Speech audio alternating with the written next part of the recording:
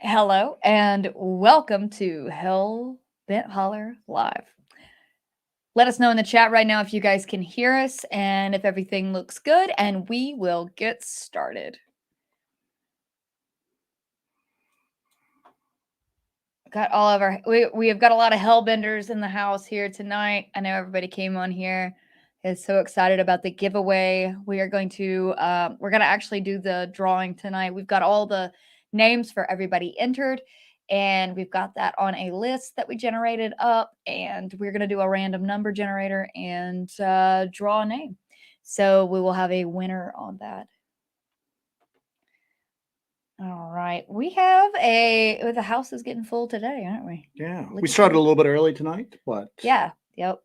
So we got William Kennedy in the house. Cryptidville. Hey, Cryptidville. How are you? Judy Wheeler. Deuster, of course. Cool. All right. Ida Bustamante. Alrighty, guys. Cool. We're going to let a couple people get up in here, and then we will get started. I hope everybody is having a wonderful Monday and everything is going well for everybody. Everybody's sort of beating the crud back. I think that everybody's sickness is starting to dissipate at this point. I know Joe and I are feeling a lot better. It seems like we had like a cold that was sticking on for a while, but we seem to have vanquished our enemies. So, Paul Ledger says he's new. Welcome, Paul. welcome, Paul. We hope that you will become a hellbender in all due time. And, yes. So we will get started. We've had a very interesting couple of weeks.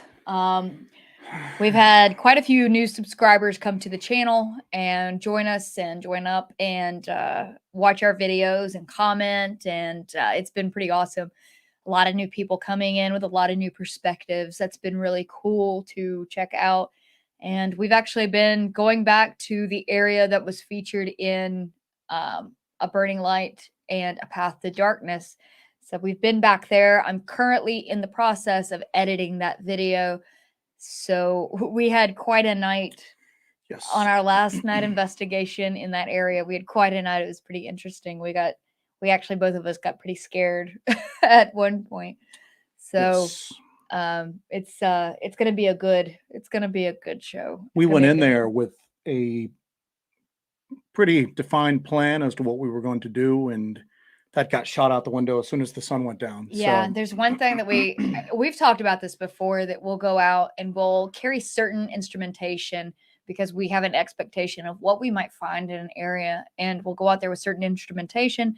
And as soon as we get out there, it seems like the phenomenon just turns itself, 180, and it presents itself in another way. So if we expect to go out there, we've had like Bigfoot type activity before. So we go out there with, stuff that you would go to investigate a Bigfoot sighting.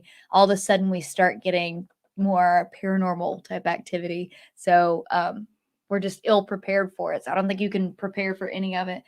But on this last one, we went out and did a night investigation in that area, and we were expecting to do one thing, and of course it threw us for a loop, and we had to go and change plans. We had to change plans on a dime. So c'est la vie. Love Cat never forget. Oh, sorry. That's okay. Go ahead. I didn't know you were. No, I'm just throwing some random stuff up. Knock stuff out. Cool. Love Cat never forgets. Said Jesse, ever heard of the Rougarou? We were in Louisiana I was in Louisiana for about like 20 years. So yes, we were very familiar with the Rougarou. I was in New Orleans for about 10 years, so we've heard of that. We have a friend that actually hunts the Honey Island Swamp on a regular basis, and he's never really seen anything down there. But we are familiar with the legend and familiar with all the stories of the Rougarou. Actually, at the zoo in New Orleans, they have like a swamp section, and they have a big Rougarou display with this giant stuffed like Rougarou, so that you can take pictures with. It's pretty cool. Chat's already starting. TCR 44. So pleased to share my new drag queen name, Anunnaki. You're welcome. Good work. Martin Groves is in the house. Hello, Martin Groves. Hey, what's up, Martin? We got E-Rev Stephen is in here. Taylor. We got E-Rev. Love Cats Never Forgets from Houma. I'm from Houma. I'm from Houma. Houma, yeah. From that Bayou Black sun. All right. Do you hear something?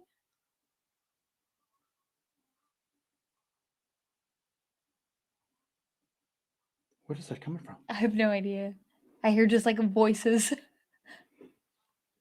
What the heck? Okay. Can you check that out? Check make sure nothing's playing. Yeah, nothing's playing. My phone's off, so no. Okay, so weird. We just both heard voices. It's weird. We live in the middle of the woods. We shouldn't be hearing anything, so it's just us down here. We just heard voices, which is very strange. All right, so we're starting off on a good foot tonight. That's awesome.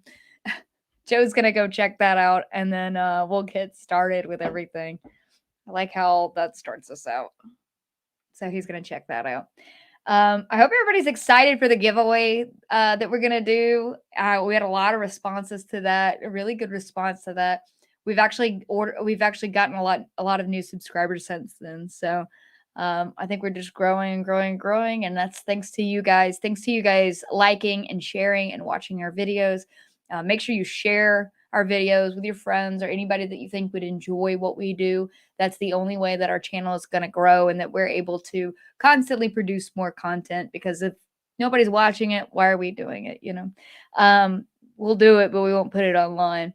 But it's nice to have you all share everything and really get into watching our videos. And I like that you guys watch our videos and look for stuff that we miss. In a burning light, a lot of you pointed out that thing that was in the trees following us, and that was such a revelation. That was some of the coolest footage we've ever seen. No clue. Nothing outside. There's nothing outside. Okay. All right. So we're hearing voices. And so it begins. So it begins. But you guys really pointed out that that thing that was going from tree to tree in that video. So we probably wouldn't have really paid much attention to that if you guys didn't really point that out. So wanted to thank you all for that. Make sure if you're in here that you go ahead and hit that like button, and we will get a rolling.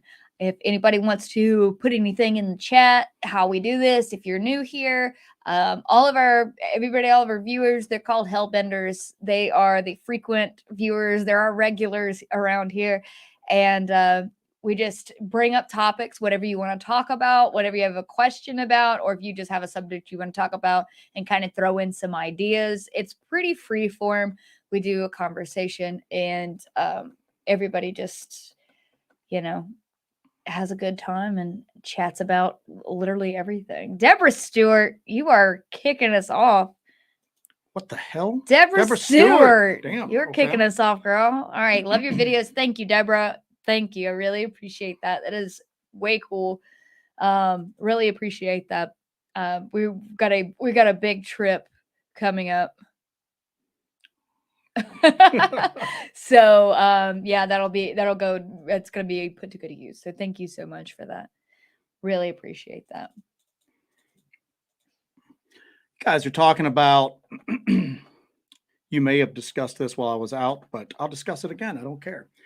Martin Groves' interview on the confessionals is like next level, like awesome. Yeah, that was great. That was probably the best rendition or the best telling of that story that I've heard so far. I've heard Martin tell his story probably about 5 times, 6 times. I've watched his thing on American Werewolves at least 3 or 4 times now. Yeah, we've seen it live at the Dogman Festival. We pulled him up on stage at Wild and Weird. Wild and Weird Con, just grabbed him and brought him up because that was mostly like Bigfoot oriented.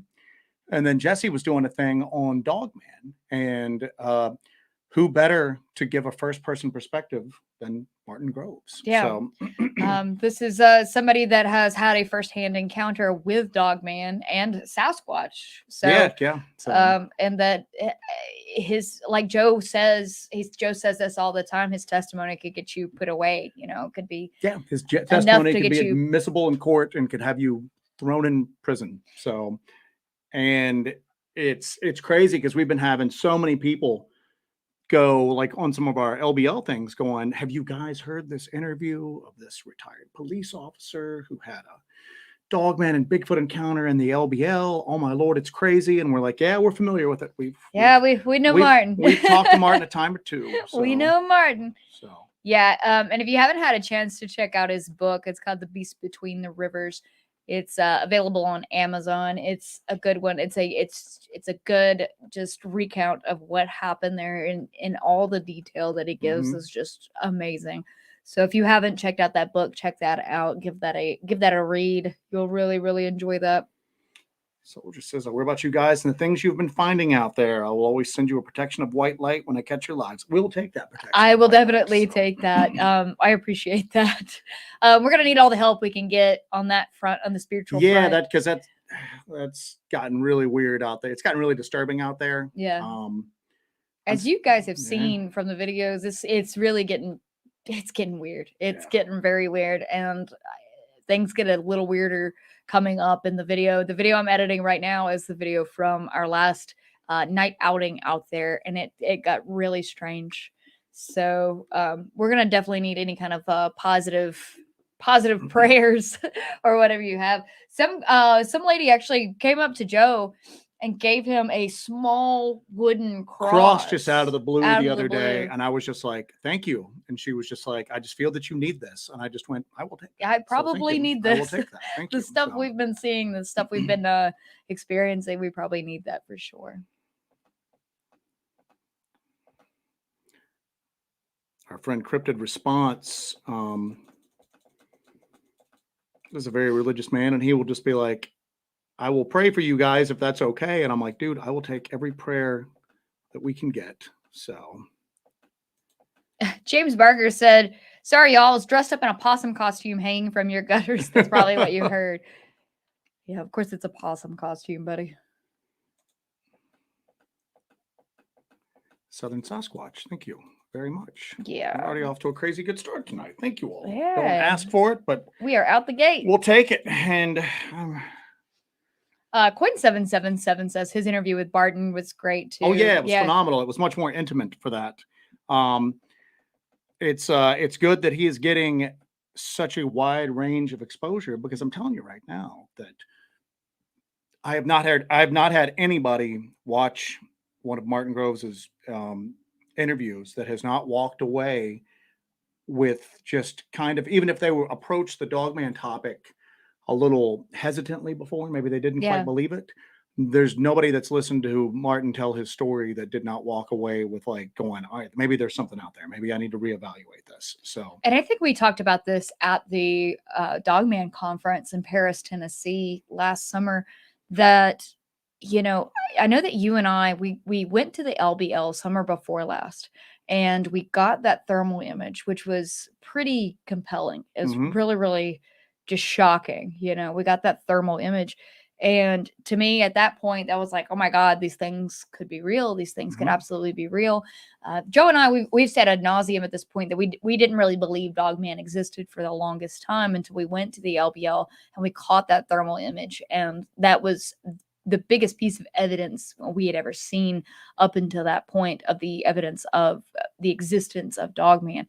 So we got that. And then, you know, going down the road a little bit, then you have Martin Groves, who comes out with his story, and to hear him tell it, and I was like, oh my God, that was the cherry on the cake there, that it just, it let me know that Dogman is absolutely real, you know, and just the totality of the evidence at this part. Well, it's weird because we got that weird thermal image our first LBL trip, and then our second LBL trip was just crazy with like stuff. Yeah. Even then, it wasn't until the third time we went to the LBL, which was right after the Dogman Festival, and we were going in, and we had just heard, we were familiar with Martin's story. We'd seen it on American Werewolves. We had read the book, but then seeing him talk about that after Barton Nunley's story, which was already crazy. Barton Nunley, every time he tells the story about the Spotsville monster, and everybody's so riveted, and then he gets to the point where his dad talks about putting buckets of kerosene around the house to just burn the house down in case things try to take the kids. But so we heard that, and we're going into the LBL. There's this big full moon, and I look at her and I'm just going, I'm actually like on edge going in tonight. I said I'm going to be honest with you. I said I'm kind of scared to go in tonight. We've done this several times. You would think that it'd be easy, but all of that's just fresh in our minds as we're going in, and it was a completely different experience. Yeah, we had just heard all day about how these creatures will kill you at the drop of a hat, and then we're going right into the area where these events happened, and it was in the middle of the summer too. So the vegetation is so thick in the LBL in the summer, and you have no visibility. You have zero visibility around you. So you something could be 5 feet away from you, and you would have no idea that it's there. That's why we like to go in the winter, because A, there's less people. B, you can see so far back into the woods. So that's how we're able to find like all these structures, and we found that bus that was on its side. So we're able to kind of see around us and see what's out there. And also we avoid ticks. So yes. Sam Burton said he was intrigued by how much occultic northern Georgia is, digging deeper into studying it. Yeah, there's a lot that goes on up there. There's a whole lot that goes on up there. It's every time we think we've got kind of a handle on what's happening up there, something throws us for a loop. well, there's a lot of occult activity going on up there, but there's always been a history of weird stuff up there. There's a lot of native earthworks that dot the upper part of Georgia. You've got what is the mountain that's like a wall? Fort Mountain? Mountain Fort Mountain, Fort whatever they call it. Mountain, Yeah, yeah. they've got old ruins up there that they believe were made by the Moonite people. Yes. So you've got that. You've got a lot of mounds and earthworks and everything like that. You've got stories of fire-breathing mountain devils up there.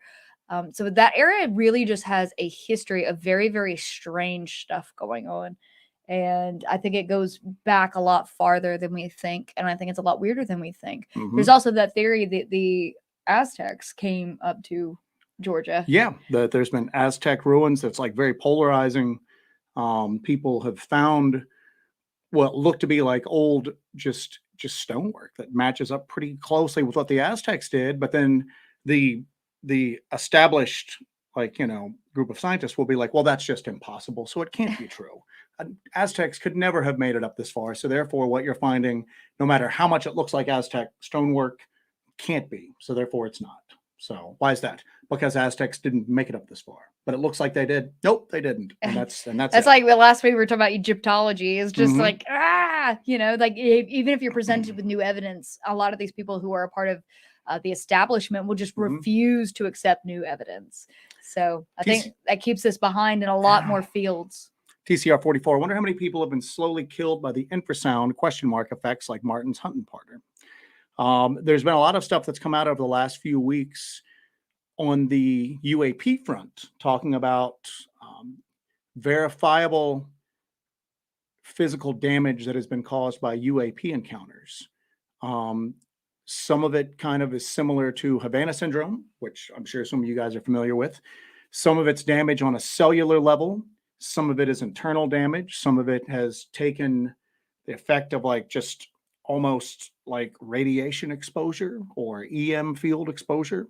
But we talk a lot about how in a lot of ways, there's not a lot of difference between a physical like entity encounter and then like a UAP encounter. Yeah. That some of the people, just like you said, some of these people are experiencing these UAPs and they're walking away with physical effects that are undeniable. So if you're going to say they saw swamp gas or they just happened to see a passing drone, well, what caused these physical effects?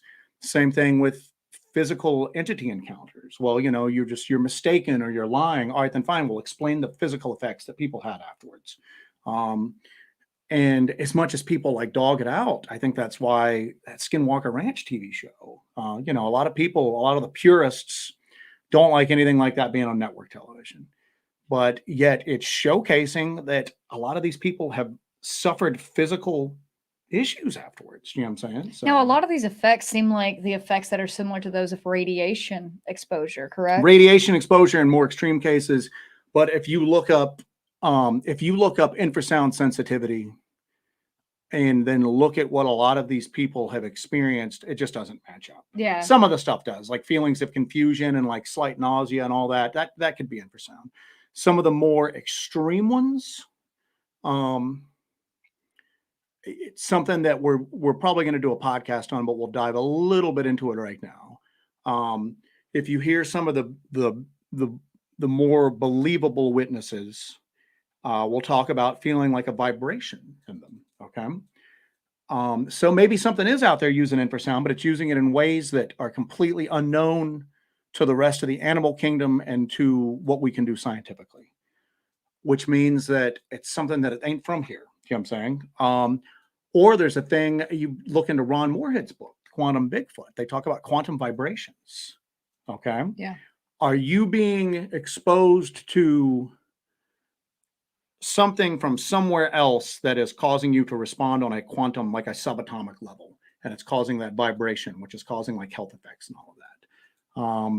It's something that, I mean, right now everybody's spitballing. I'm spitballing. Maybe it's something that we don't have a term for that's causing that. We've got that infrasound testing equipment that I've been toying around with, and a lot of people have asked, well, why haven't you shown anything yet?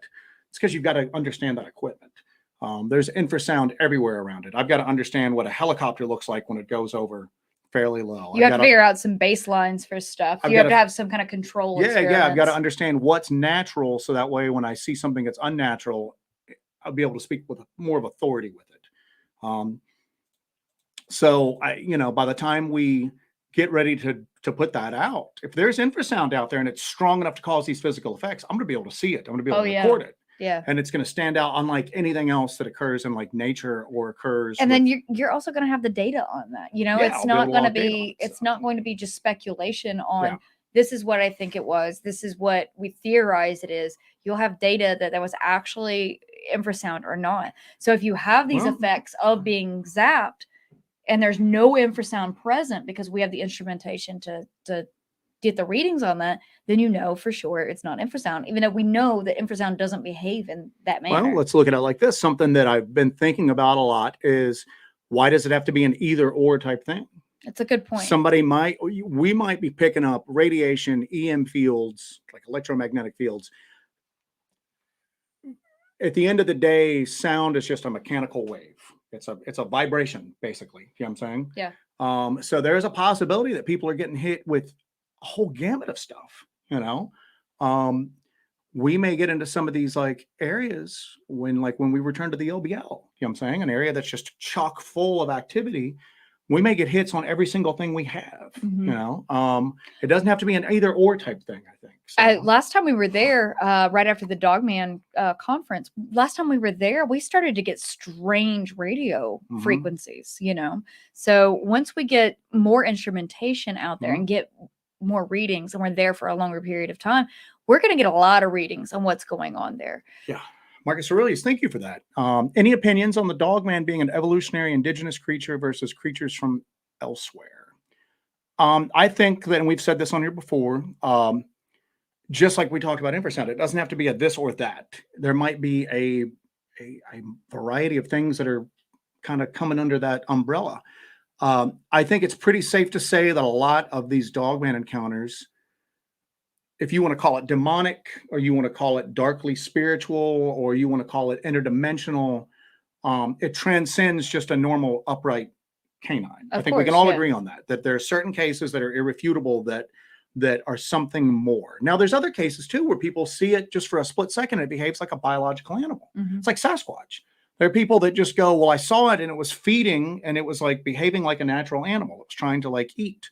And then it scampered away. And then there's other people that have Sasquatch encounters that are anything but what a physical animal would behave like.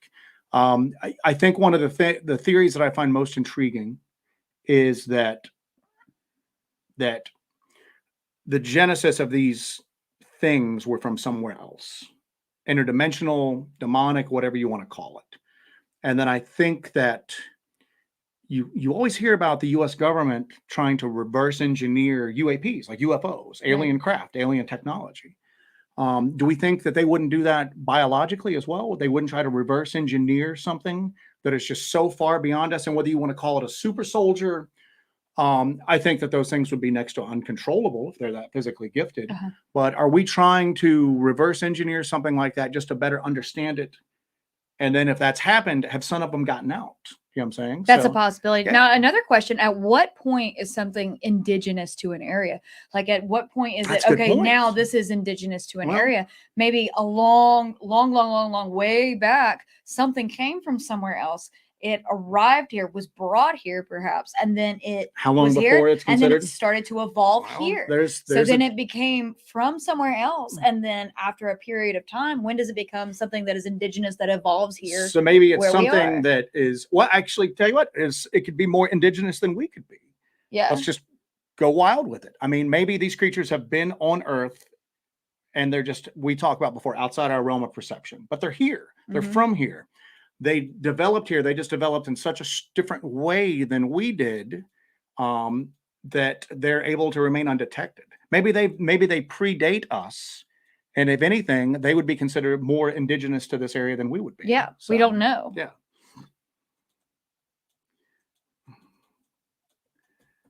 Forrest asked us earlier, way back about, I think you've already passed it. Forrest asked us about if we've attempted to use long duration Oh, recordings. yeah, we do. As a matter of fact, We built a long duration recorder that is still kind of in the beta phase right now, but yeah. we've tested it out a few times already. But we built it in a plastic ammo case that Yeah. actually has like weather sealing around the inside.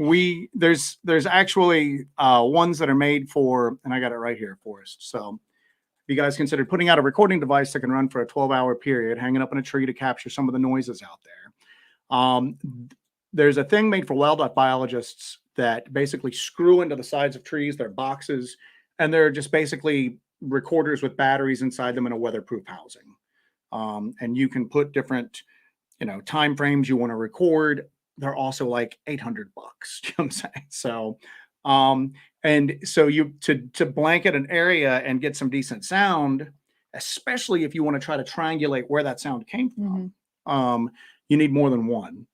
So you're looking at 5, 6, you know what I'm saying? So you're looking at thousands of bucks for that. So what we've done is we've gotten some pretty decent sensitivity small digital recorders.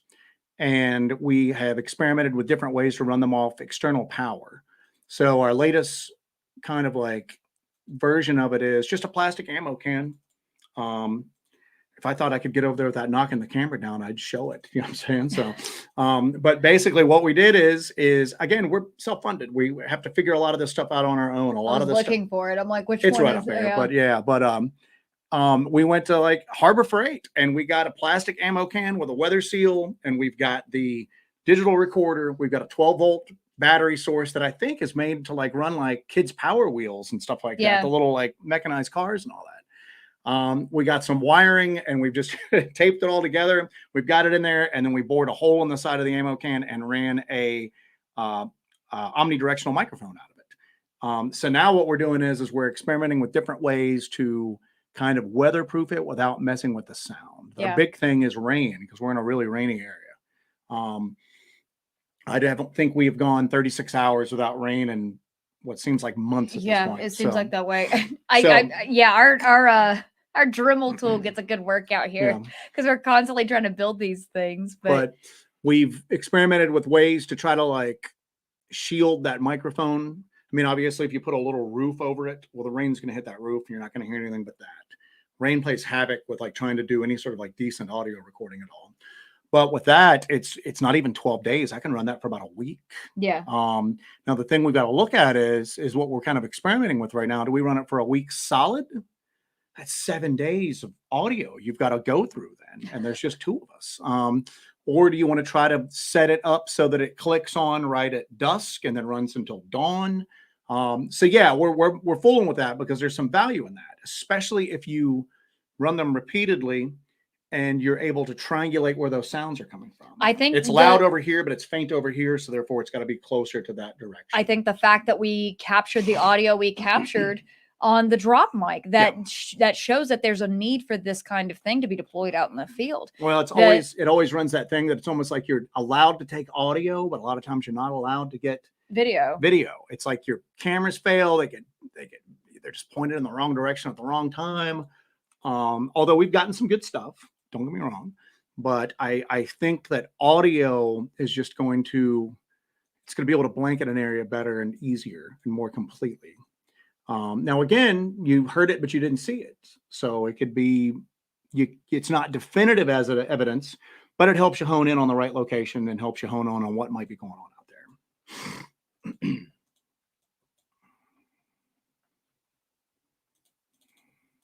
Interesting kind of evolutionary type question here. Richard Cox says the cynocephali depicted in pictures from antiquity depict them as the size of an average man. Question is, how did they get so damn big? Well, people got bigger. Over the years, people got bigger. It depends on nutrition of the area. You have cynocephali was originally they were an island dwelling creature. Well, so if you manage to get something similar over here where you have an abundance of food and it's a larger area with an abundance of food, they can grow larger. That's if you take a completely biological viewpoint of it. Yeah. Maybe it's a changing phenomenon, just like UAPs are. UFOs used to be sky ships. They used to look like regular watercraft just in the clouds. And then in the 19th century, you had the weird, like, airship type things that looked like variations of futuristic hot air balloons. Yeah, UAP sightings seem to coincide with our technology, but it's just a bit ahead, like a step or two ahead. They evolve. The visible aspect of it evolves over time. So you have to look at it and go, is the observer effect playing into it? Is the observer, the act of observing it and who's observing it, change that up a little bit? Or is it the fact that it's evolved on its own just by the pressures of, look at Sasquatch sightings. Sasquatch sightings used to be certain. We look like all right, we went out for a second. We're out for a second. There we go. I think we're good though. We're good. But they were gentle forest brothers, but they had a close relationship with a lot of the indigenous peoples that they were around. And then there were others that were like cannibal giants, but they were still much closer. They were coming in, they were taking children, they were taking women, they were stealing your fish that you caught. And then over time they evolved as man evolved. So now they're more reclusive, they're more secretive, good, bad, indifferent. You just don't see them as often, and they seem to stay hidden more often. They don't live in close proximity as they used to. So maybe that dogman phenomenon's just kind of evolved on its own as well, and they've gotten larger and more fright. Now the cynocephali were frightening. They were crazy warriors. They talked about how they didn't have language, but they were masters at warfare. It seems like they were more civilized in a way compared to the dogman that we hear about today. That the dogman because you're seeing the community as opposed to a single individual. Yeah. Yes, I don't know. It's just one of those things that when you look at, you can throw theories out at it, but I don't know there's an answer. It just seems like the stories of that seem like they're portrayed. The stories that you hear about the cynocephali, they seem like a more organized. They're described as wearing clothes, sort of thing. And then you hear stories about dogman today, and that's not the case. You don't hear a lot of stories about dogman wearing clothes or having some sort of communication in a way. It seems, of course, you are right. There could be just individual sightings. Yeah, and it's they had trade up. They would trade. They didn't mine, but they would find like easily found gemstones, meat, furs, and then they would trade them for weapons. Because they were very warlike. So that's one thing that stayed the same. It's just maybe their physical appearance, like you said, has gotten wilder over time. So is it though? Is it? I was like, God. NA5 says that YouTube didn't notify me. Well, make sure you turn your notifications on if you're watching. Make sure that you are subscribed and you turn on your notifications if you're watching, because we were in the sin bin for a little while, and I think we're getting out of it now. So just make sure you got your notifications on for that. Take Two Wheels says Aztec ruins are at the Track Rock Gap. I've seen them. Never found the rock carved into a serpent head. I looked into Track Rock Gap. I think we're gonna plan on a little side jaunt there and go check that out because I'm really into petroglyphs. And we've talked about this before. We went to a petroglyph site in the Piedmont of South Carolina, and there were these petroglyphs that were on display that they described as being birds, and it was the way that the carvings were. They had carvings of birds, and then they had this carving that they claim was a bird, and the texture in which the carvings of the feathers were completely different than the texture of the carvings of this upright canine looking thing. And they said that it was a representation of an upright man bird deity, but it looked like the carvings were completely different. You have different textures there. So one was representing feathers and one was representing fur. So I would not mind checking out another set of petroglyphs and kind of checking those out a little closer and seeing kind of what is in those from a different area. Stephen Tichenell, a guy in a science forum once said, Bigfoot does not exist, therefore there can be no evidence that it does.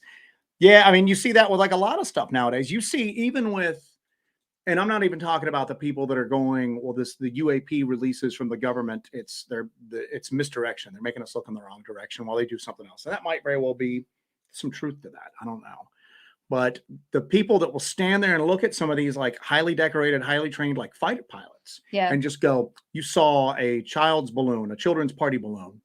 And they're just going, well, that's impossible for several different reasons. I have this instrumentation, the altitude I was at, the speed it was traveling, and they'll tell them, hey, I'm giving you a professional opinion as to why that's not true. And they'll just look right at them and go, well, it has to be true because there's no such thing as UFOs. Therefore, you saw a children's weather balloon. And I'm going, it's pretty ballsy, man. You trust a man to pilot a piece of equipment that costs millions and millions and millions of dollars. But I don't trust you when you give me your honest, like, but you don't know the difference between, yeah, sure. Karen Maxwell, thank you for that. I appreciate that. Love this channel. Well, we love our hellbenders. That's really cool of you to do that. Always appreciate it. Doug B, we got one from Doug B here. Doug B says, I wonder how woo-woo one can go. We're looking at hellhounds, werewolf, or just some derivative natural species of wolf. I don't think natural species of wolf is. No, not at all. Because unless they have developed some sort of intelligence, they would be exhibiting, if they just exhibited the behavior to stand up, I think you would be seeing that. Like just wolves would be doing what wolves do, you know? Because you wouldn't have one section of wolves who in the same areas that evolved in a completely different way than another, would you? So one evolved to stand up and one evolved to just remain on all fours. I mean, and they're in the same environment. Evolution comes from generally environmental pressures. You're shaped by the environment, and you don't necessarily evolve to be better or smarter. What you just evolve to the environment, be better suited into your environment. So.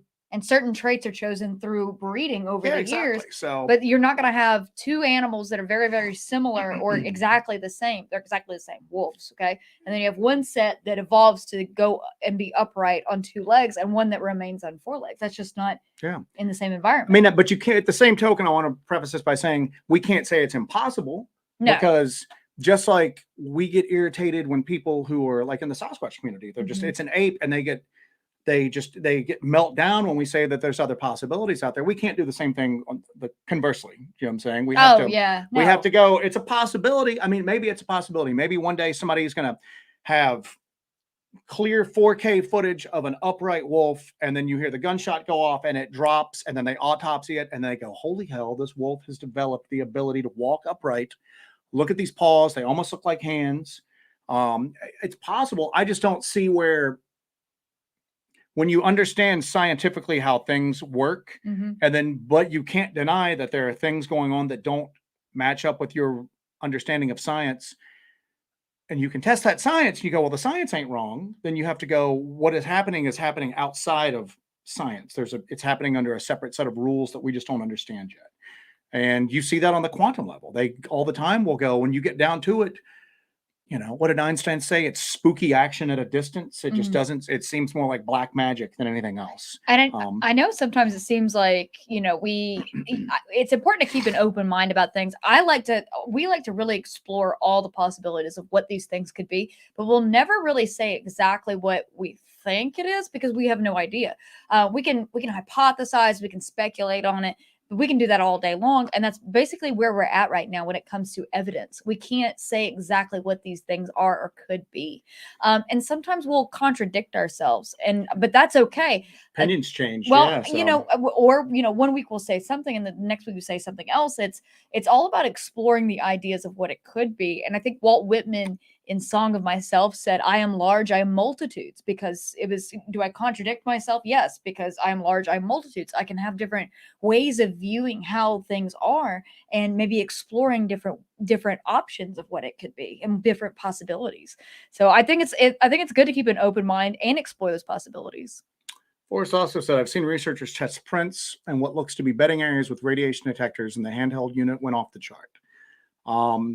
Yeah, and I've seen people try to twist themselves into knots with logic to try to explain that away naturally. Well, they live in caves, and there's mildly radioactive clay in these caves. So when they come out, they carry this clay with them, and that's what's leaving the radiation. You know what I'm saying? That's what's leaving this trace radiation.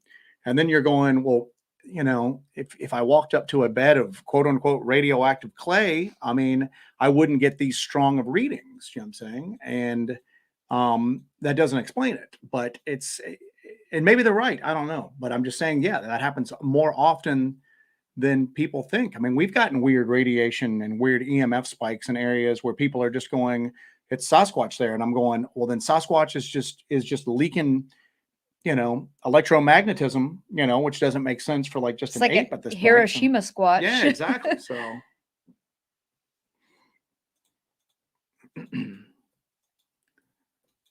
everybody's talking about the ice. Man, it was hot here today. It's been hot here. Like this has been a very wet and warm winter for us so far. So Of course, I was in a hoodie all day. I'm always cold. yeah.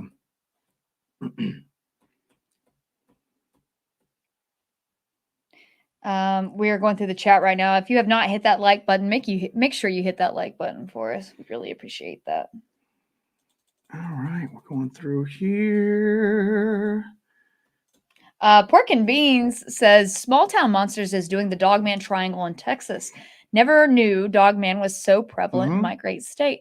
Aaron Deese wrote a book, and Small Town Monsters is putting out that book, and we actually contributed to that, Yeah. and it's called the Texas Dogman Triangle.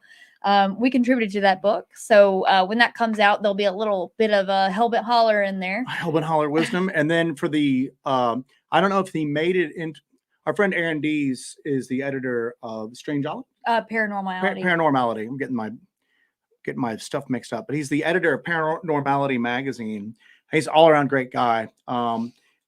He had very hesitant views about Dogman. He just didn't see where it was possible. Mm-hmm. And then he started looking into it for this book, and then he took part in the Seth Breedlove documentary. And then I asked him when they were about like 90% done. I'm like, so how is your opinion and your thoughts evolved on this? And he just goes, there's something there. Yeah. And he was originally talking about, well, at least in Texas, he thought that there would be, again, just natural canines that evolved to walk upright. And they were just in like remote areas. And that's why people weren't seeing them. And then he did this documentary and he's just like, no, there's something else there. There's something else going on there. So from what we've heard, it's gonna be a pretty good documentary. Yeah. I don't know if we actually had somebody contact us from that area as the movie was being shot. I don't know if they are going to make it in there, but they were just blown away by what this guy, like the information he had through there. So it's gonna be interesting to see. But yeah, there's a lot of stuff going on in Texas. What we kind of talk about with his book and everything, what we kind of contributed to it is that connection between Dogman and the iron bridges. There's a lot of old iron bridges all throughout Texas, and there's a lot of Dogman stories associated with these old iron bridges. So we contributed a little bit about that to that book. Southern Sasquatch says, Jesse, did you get that long hair strand analyzed that you found in the woods in one of your past videos? I watched it earlier today. I believe it was like 4 months ago. So the problem with us getting things analyzed is there's no lab to send it to. I think we kind of come to a point sometimes where you guys are like watching our show, but it's not like a show. It's just two of us. It's just two of us. We looked at it under a microscope. It appears to be a hair. It appears to be a hair. It hasn't been dyed. It doesn't really look like it's been cut. It's very strange looking. But that's about as far as we can go. We can look at it under the microscope that we have here, but there's no lab to send it to. There's no, like, if we find a strange scat pile, or in my luck, I step in a strange scat pile, I can't send that sample out to any kind of lab. It's very expensive to have DNA testing done. And if I had DNA testing done on every hair or every turd that I found in the woods, every turd I found in the woods, we would constantly be having DNA samples going out the door, or we'd have a freezer full of poop. So yeah, and that's my line in the sand. if us having a freezer full of poop is going to be what cracks this stuff, guess what? It's going to be a mystery for the rest of y'all's lives because that's just not happening. Yeah. And But I hear people talk about that. They're like, well, I sent it to the lab. And I'm like, what lab? lab? Well, because we even had a zoologist that was in the area that is interested in this that stuff. that was actually worked at the local Zoo, university. and he just we were like, can you help us get us some stuff? And he goes, I just can't take stuff in and like just I can't bring stuff from home and test it, guys. He goes, it costs us money to do that. And I'm just going, it was worth a shot. But now if anybody, and here's the other thing too, is that I've had, if somebody contacts us out of the blue and goes, hey, I'm a lab, send me your stuff to test. How do I know who that person is? How do I know it's going to, how do I know that it's not just some, let's go crazy with it, some government plant that's going to get our Bigfoot hair and then just go, it's just a deer. Yeah. So. J. Myers says, you have no lab connection? I have no lab connection. So. We have no lab connection. No.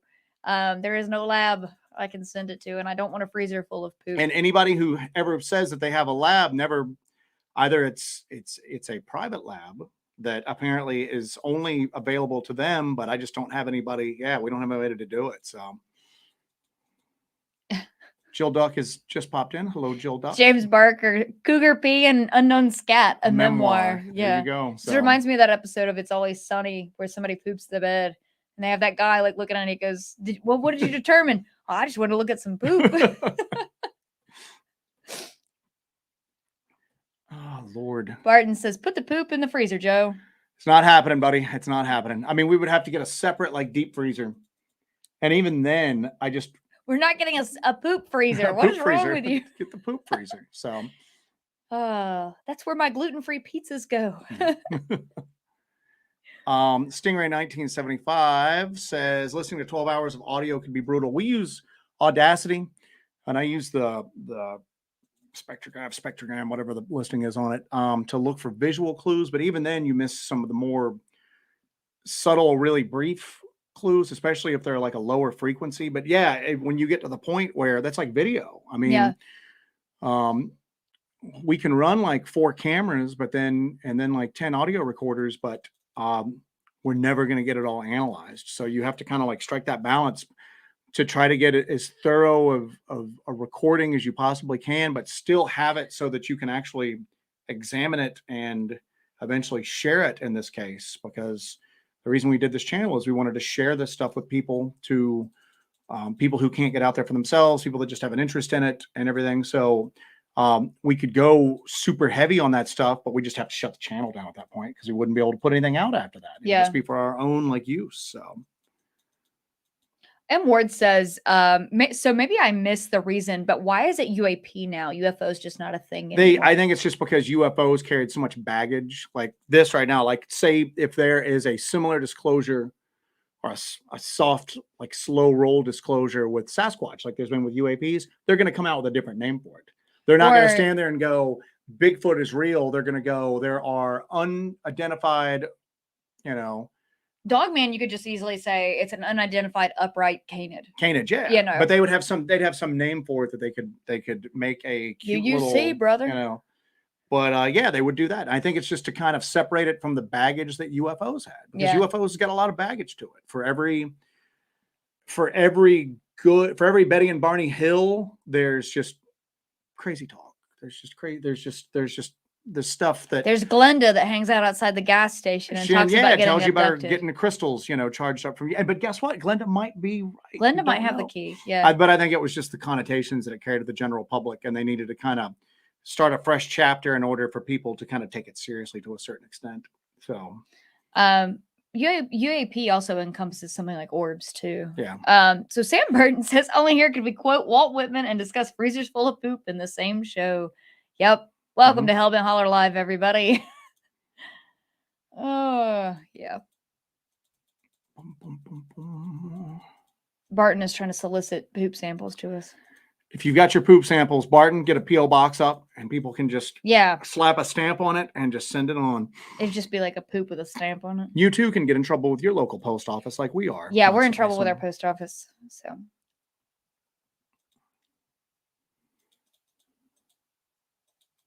we're going through the chat right now. We're not dead. We're not.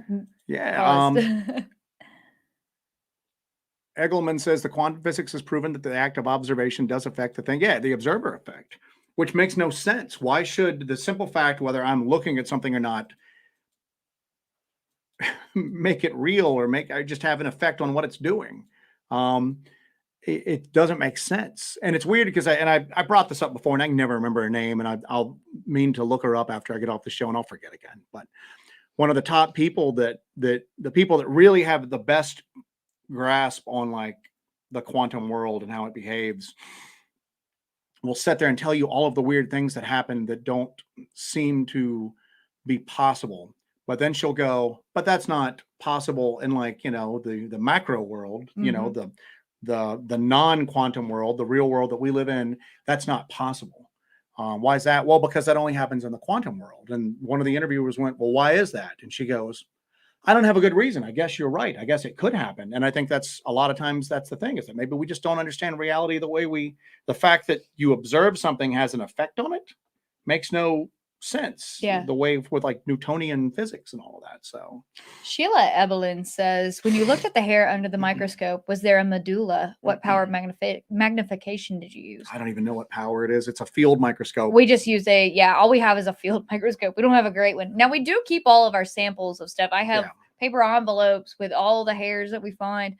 I still have that one successful casting we did of the four-toed print from North Georgia. We still have that, but we still have any of these samples of hair. We have them in paper envelopes, but we have a field microscope. I think it's like 250, 300. So it's not great. Yeah, I mean, you can see it. Tops out at 250. Yeah, so LED. Yeah. I mean, again, it was something that we got so that we could carry it and look at stuff in the field, and we don't use it to the extent that we probably should, but.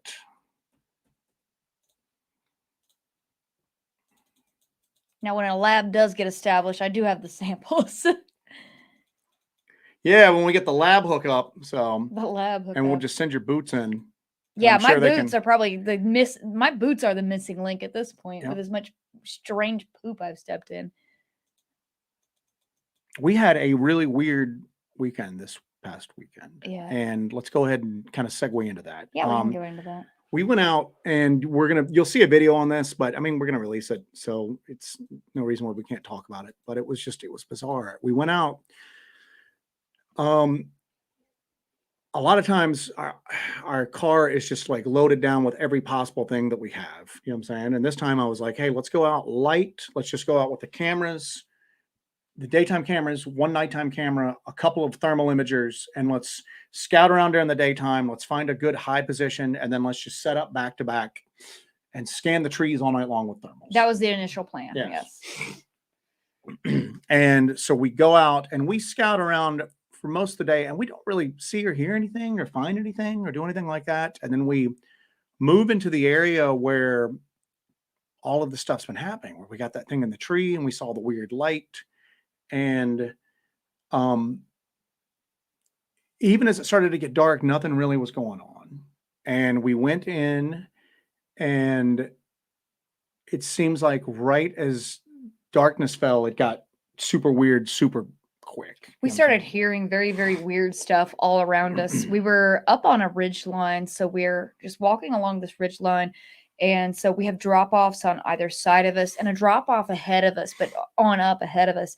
But in every direction, pretty much, right as the sun dipped below the horizon, below the horizon of the mountain there, as soon as it dipped below the horizon, it's like it just started up. It all came alive, and we just started hearing. It was different things, whatever this was. You were hearing one thing over here and then another thing over here. Yeah, 3 different directions. And I included that in the video because we were trying to switch cameras. We were trying to switch from our day camera to our full spectrum camera. Yeah, during the daytime, we film with a GoPro Hero Black. And we film with that all during the day. And I crank up the exposure sometimes just so we can get through kind of the blue hour with that. But we got to the point where we couldn't film with a GoPro anymore. So we were going to switch over to our Phasm cam. That's our full spectrum camera that we use. But when you watch our videos, that's the one where everything's kind of purple or pink and you have all those colors. That's a full spectrum camera. And that'll bring in the IR and the UV light. But that's why it's all those different colors, because it's a full spectrum camera. So anyway, stepping aside that, but we were switching over from the GoPro over to that camera. And we were just having so much trouble switching over because we were trying to capture the sounds as they were going on because we were in the middle of switching over when they all really kicked off. Yeah, and so you'll see footage of us. We carry everything on like that battery stick we have, because sometimes you run into battery drain issues just on the actual internal battery. Other times we're just filming for hours and we need a backup battery, so we're not having to stop and change out the smaller batteries inside the camera. And so we had to turn the actual GoPro back on. It's really dark, but you can hear us, and we're hearing like this weird noise like all around us. And so we start going through the woods, and we find this spot. We didn't take measurements because everything happened so fast. We're going to go back relatively soon and take measurements on it. But it was like a cleared and collect a sample. Yeah, I thought it was a fire ring at first, because something was all the pine needles and all that were mashed down into the ground in about a 6 foot diameter, maybe 6 foot, maybe 5 feet wide. It wasn't swept clear to dirt. Everything was smashed down into the dirt. Yeah.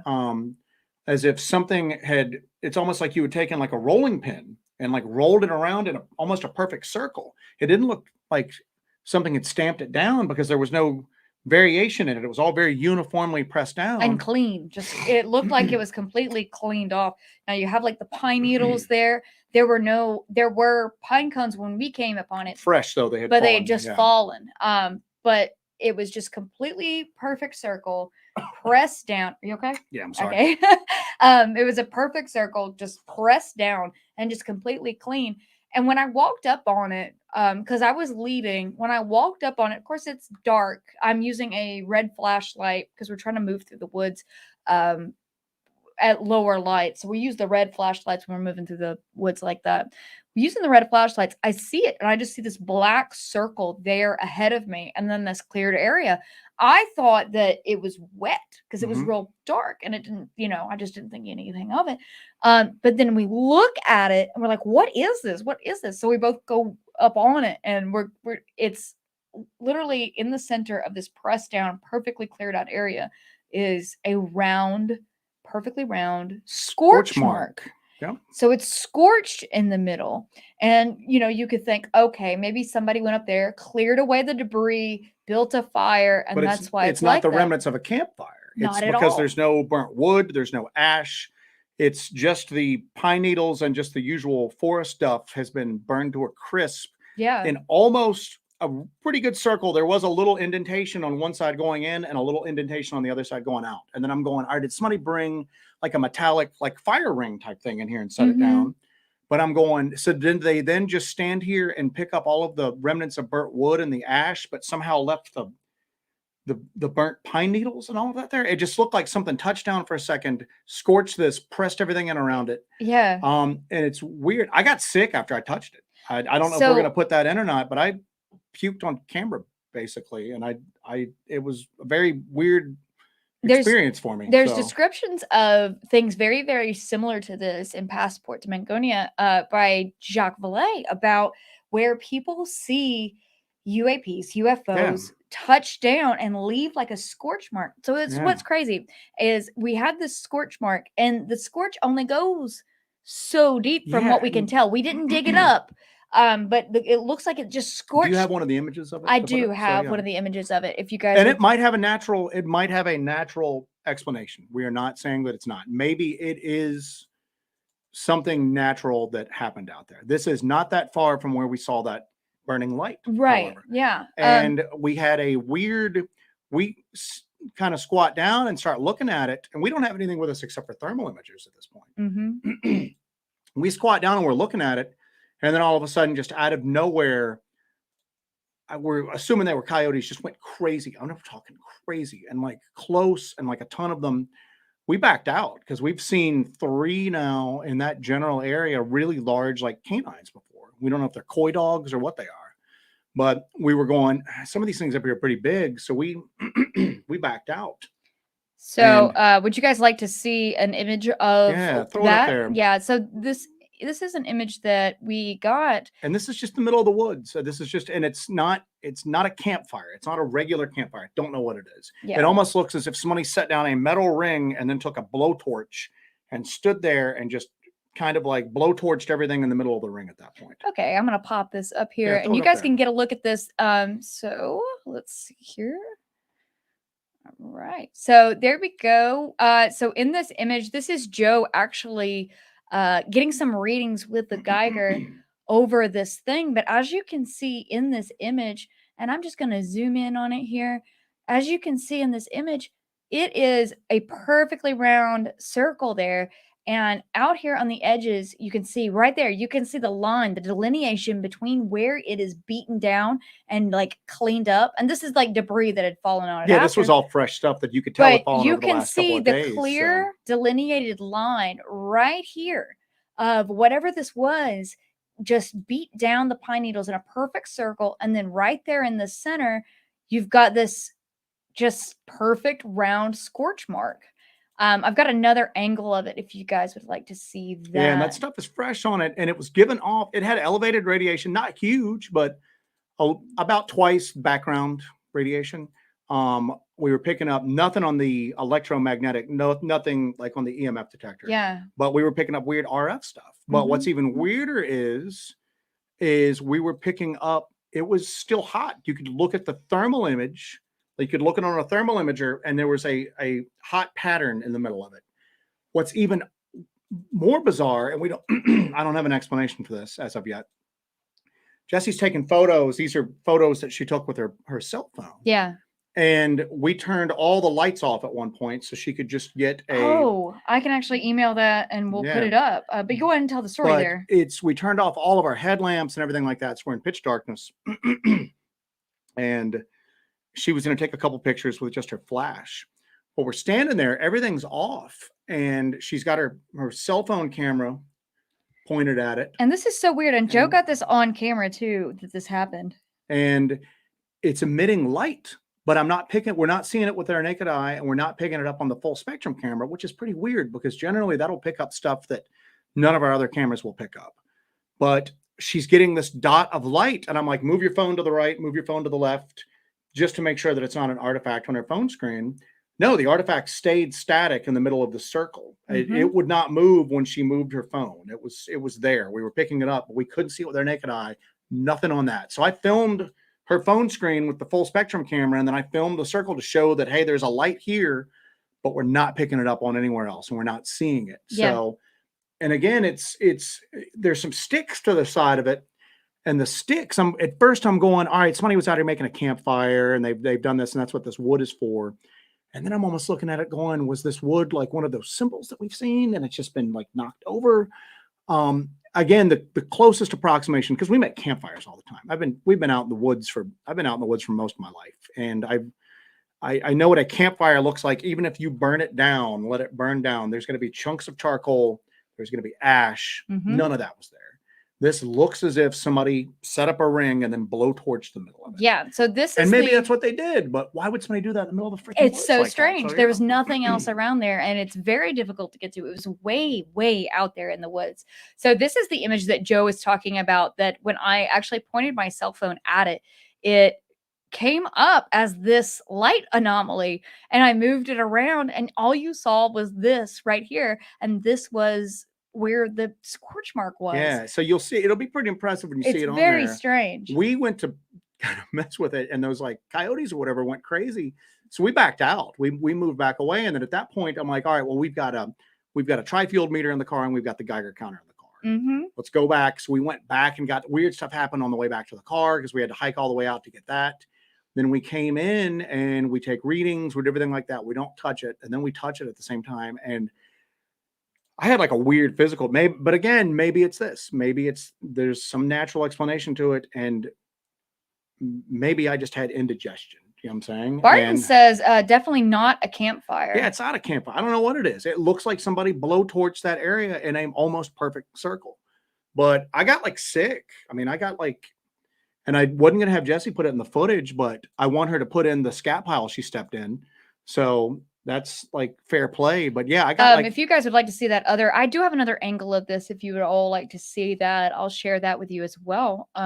So you had that kind of front on angle that I'm facing Joe. I have another angle that is actually closer up on the scorch mark itself. And this is actually pretty good. Here you go. All right, there you go. Take a look there. And you can see this is just look at that. Look at it. Just it is perfectly round, and it's you can tell that it is And not. look at the fresh pine needles on the top that were probably over the last day, 2 days. Yeah. And then all the rest of them are just smashed into the ground, but it's evenly smashed in. If you don't pay attention to the very few fresh ones that you see, and again, this is a pine forest, so we're walking over pine needles. Something smashed these down in a pretty damn near perfect circle, and then burned the center of it. Yeah, you've got the And small look, you're not seeing indentation any here, charcoal but there. There's no ash Nope. there. It's just what was on the ground. Those pine needles have been burnt yes, and carbonized at that point. yes, So now we need to find out is how far does it go down? Yeah. Because when we touched it, I got sick. I told her we needed to get out of there, and I don't care what anybody says about that, but I just went. I don't feel good after touching it. What were my exact words? I felt like a piece of darkness slipped inside. yeah, of me. you went like, "Are you okay?" And I said, "I think a piece of darkness just slipped inside of Mm-hmm. me," and then I started getting sick shortly after that. I almost got sick on the camera. I had to like hand the camera off. You'll hear me from behind start to puke, and just it was gross, man. But it was an unplanned. And then we hiked out. And I started feeling better, and then I got pissed off. I was like, "We're not leaving." No one you Something's out know here. said burn barrel maybe. No, absolutely No, not. we have a burn barrel. We live in the woods. Yeah. And I know what it looks like. We're underneath a rednecks burn. that live in the woods. Oh, We yeah, have a we're burn- rednecks live in the woods. We burn paper and cardboard. But again, look at it like this. It could have been a steel ring, an open topped and bottom ring that somebody put there and then blowtorched that. Why? You know what I'm saying? Why? Why would somebody do that? And then how did they tramp down? Did they get a rolling pin out there and just put a lot of pressure and just mash all those like pine needles into the ground like evenly? Maybe somebody hoaxed us. Yeah. Maybe that group out there did this on purpose to hoax us and to make us think that What a there's something strange going on. hoax that would be. MK Ultra Hiking and Gear Review says, very strange. My first thought was alcohol stove spill, Yeah, but it's a bit too perfect for that. I thought and that too. doesn't That there'd fit been a your fuel description. spill of somehow, but unless that fuel's, I mean, it's on uneven ground, so you would think it would not form a perfect circle. It would be irregular somewhat. You know, a puddle, you don't see a lot of very circular puddles of almost anything. You go out to the forest and you pour water, well, it's going to adhere to the contours of the ground around it. One area is going to be a little higher, one area is going to be a little lower, it'll be a little lopsided. At no point are we saying, hey, a UFO touchdown here, or hey, I am going to tell you that my mind is leading towards that hot light that we saw, but we can't prove that. And again, there might be a natural explanation for this, and maybe that's just an area with naturally occurring higher levels of radiation.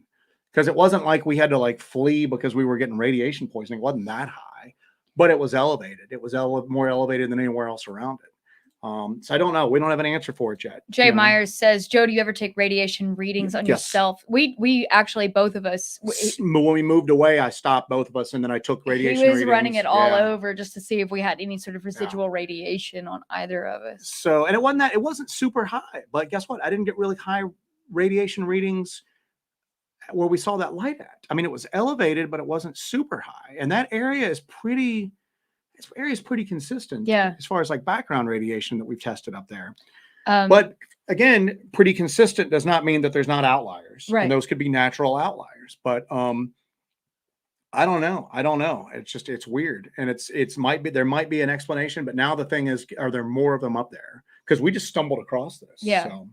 So Jules says, y'all may have already answered this, but any digging around the mound you found? We didn't see any digging around there's several mounds. There's several mounds up there. We didn't see any digging on any side of it, but this gives me an idea. So we're going to actually take our Gerber little trench tool. Yeah. And we're going to go up there and we're going to get samples of this scorch mark that we just showed y'all. We're going to get samples of that and, kind of have those. We don't really have anyone to test them for anything, but we're going to get samples of it. We're going to see how deep the scorch goes into the earth. But since we're going to have our trenching tool up there, I'm going to dig into the side of one of those mounds. I think that's worth doing, right? Yeah, absolutely. And somebody had mentioned that they might be sawdust piles if that area had been logged.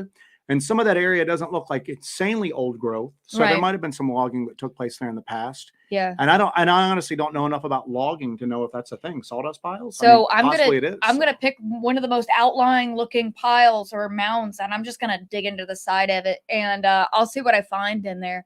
See what we come across, because there's no telling. I mean, there's absolutely no telling. Somebody asked if we took a sample. We're going to take a sample.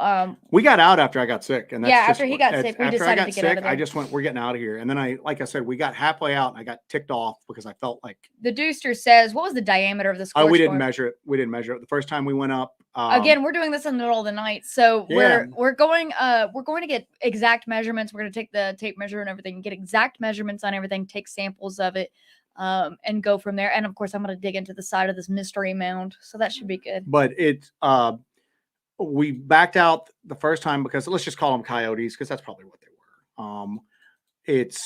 But there were a lot of them, and we only heard them briefly. But if you guys live around coyotes, you know that coyotes sound really weird sometimes. Yeah. But we've seen 3 times now large like canine animals up there, and we're not saying even that those are supernatural. The 2 that we saw at the road, or the one that was really really fast that managed to get in front of our car, could have been. There could be somebody up there breeding wolves, or just breeding like wolf dogs up there. You know what I'm saying? So, or they could be naturally occurring like coy dogs, like dog and coyote like hybrids. But anyway, we've seen big ones up there. And you don't have to quote the statistics to me that, well, coyote attacks rarely happen. Rarely ain't never, you know what I'm saying? So and there was a lot. Yeah, it was, like, a lot. It was a lot. And you'll see we managed to pick it up. It was so loud that it came across really well on that little action cam microphone. Yeah. Because we were going, hopefully we caught that. And then we played the footage and we were like, hell yeah, we caught it. You hear it like extremely well. Sheila Eblin says accelerant. We didn't smell any accelerant whatsoever. There was no evidence of accelerant. And somebody else mentioned again about a burn barrel. I want you guys to understand where we are when we got this image and when we got this footage. It is several hours from the closest paved road up a long gravel forestry road, and it's a network of forestry roads. Then we pull off to the side, and then we have to hike straight up the side of a mountain, and we have to hike for a long time before we get up to this area, and we don't even get to that area. Then we have to walk along a ridge line. So we get to the top, and then we walk along a ridge line for about 40 minutes or so. And then we went into the woods in a direction, and we stumbled across this. So unless somebody is doing that, dragging a burn barrel up the side of a mountain and then hiking it along a ridge line to set it down there. And again, burn barrels are generally, they're like oil drums. So you're looking at something at a different diameter. This was maybe 18 inches across, very small. So, but again, it might be, I don't know. To be honest with you, the pressed down portion of that circle was more interesting to me than the scorch mark was, because I'm looking at it going, this is not from somebody, because my first thought was somebody's walking in a circle. I thought I saw those figures walking around that light that night in a circle, but I'm going, man, it doesn't give the impression of footprints. It's so even and regular that this is smashed down. To me, that's the weirdest part.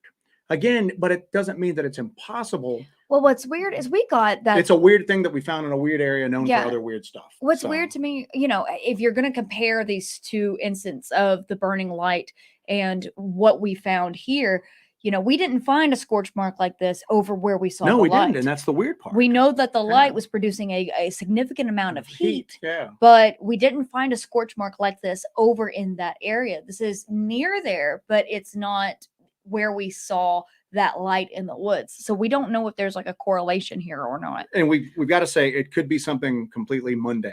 It could be. That it's just a mundane kind of strange thing in the midst of all this weirdness. And it could be. I don't have an answer for it right now. William Kennedy has an interesting theory: direct energy beam impact. It's going to depend on how. To me, it looked like, if you look at that photo, to me, it looked like there was a sudden and fairly intense pressure with heat in the middle in that area, but just sudden, brief, but pretty intense. And it's what it looks like to me. I mean, maybe again, somebody took some sort of device out there and they rolled it around, and I don't know. I mean, I don't know. I don't have an answer for it right now. It's maybe 10 people went out there with giant steel rolling pins and did this area up, and then put a metal ring in the middle and blow torched it a little bit, and then just left it and went, maybe a couple people will come across and find this one day, even though this is just smack dab in the middle of the woods, not on a game trail. It's or just a a lot path. of it's a lot of gambling there for something. We went like in that to direction because we happen. heard weird noises. Yeah, And that's the only reason we chose that direction to go Mhm. into. And Martin Gross suggests that the sickness was from radiation. I got sick as soon as I touched it, though. It wasn't being in proximity. And again, mind over matter, maybe, but I don't usually get primed for stuff like that. And we ate literally the exact same thing earlier that day, literally the exact same thing that day. But you know what? Sometimes food makes one person sick and not the other. Maybe it was just Dolores indigestion. Edwards has something that really strikes me. It looks like someone sat a very hot iron pot down there. And so here's the thing, though. Yeah. What makes me think about that? What do I have out there? You've got a iron cauldron. I have a cast iron cauldron. I have a huge cast iron. Well, cauldron. then how did they heat it? Because there was no remnant of a campfire anywhere around there. Because we scouted around. But we need to go during the day. We need to go during the day and look. But I have a huge cast iron. You're in cauldron. like European witch folklore at that point. Or were they out there like double toil and trouble out there in the middle of the woods? And are they moving around it? And that's what if you told me now, just throwing it out there. If you told me right now, hey Joe, with what you can carry on your back, and I'll give you 3 or 4 people. Yeah. Go out there and recreate that. That's the only thing I could come up with. It's like, all right, we're all going to get some really big steel rolling pins, and we're going to press down on them really hard, and we're just going to push them around to evenly compact everything in a circle. And then we're going to set down a metal ring that has to be insulated on the inside so that the heat doesn't transfer outside of it. And then we're going to blowtorch this. Yeah, right. That's the only thing I can think of. And that's what we were talking about. It looks like it, and this is my only description for it. It looks like it was just torched there. Like somebody took out a propane torch. Yeah. And just torched the area. That is so strange because of where it happened, where we found that. We got to just real quick, because this is driving me crazy. Jeff Meldrum asked if we didn't send a full box of scat. Okay, Jeff, we'll send a half box. All right, now let's go back to the weird stuff that we're talking about. Oh my gosh. Yeah. That's just, it's been staring me in the face, and I couldn't let it go any longer. Yeah. So yeah, I don't know, guys. It's weird. And again, it's one of these things where somebody might come up to me and go, dude, you know exactly what this is, and give me an explanation of what it is. And I go, oh, yeah, that's what it is. You know? And again, I'm gonna put it back up so you guys can all see it again. And yeah, I got sick after touching it, but guess what? It's cold and flu. I mean, I was okay when we moved ways away from it. But maybe it was just I was fighting a stomach bug, and you know what? People sometimes touch like doorknobs and then get sick afterwards because that's just when the bug chooses to come on them, or they've got indigestion or something. It's just weird, and it's weird. Again, you start to fall into these weird coincidences and these weird synchronicities and the timing of stuff, and now everything. There's just I don't know. It's bizarre. I don't have. It is bizarre. It's very weird. It is very. And I'm sure there's people going to go, oh, that's just a campfire. Then make me with just wood.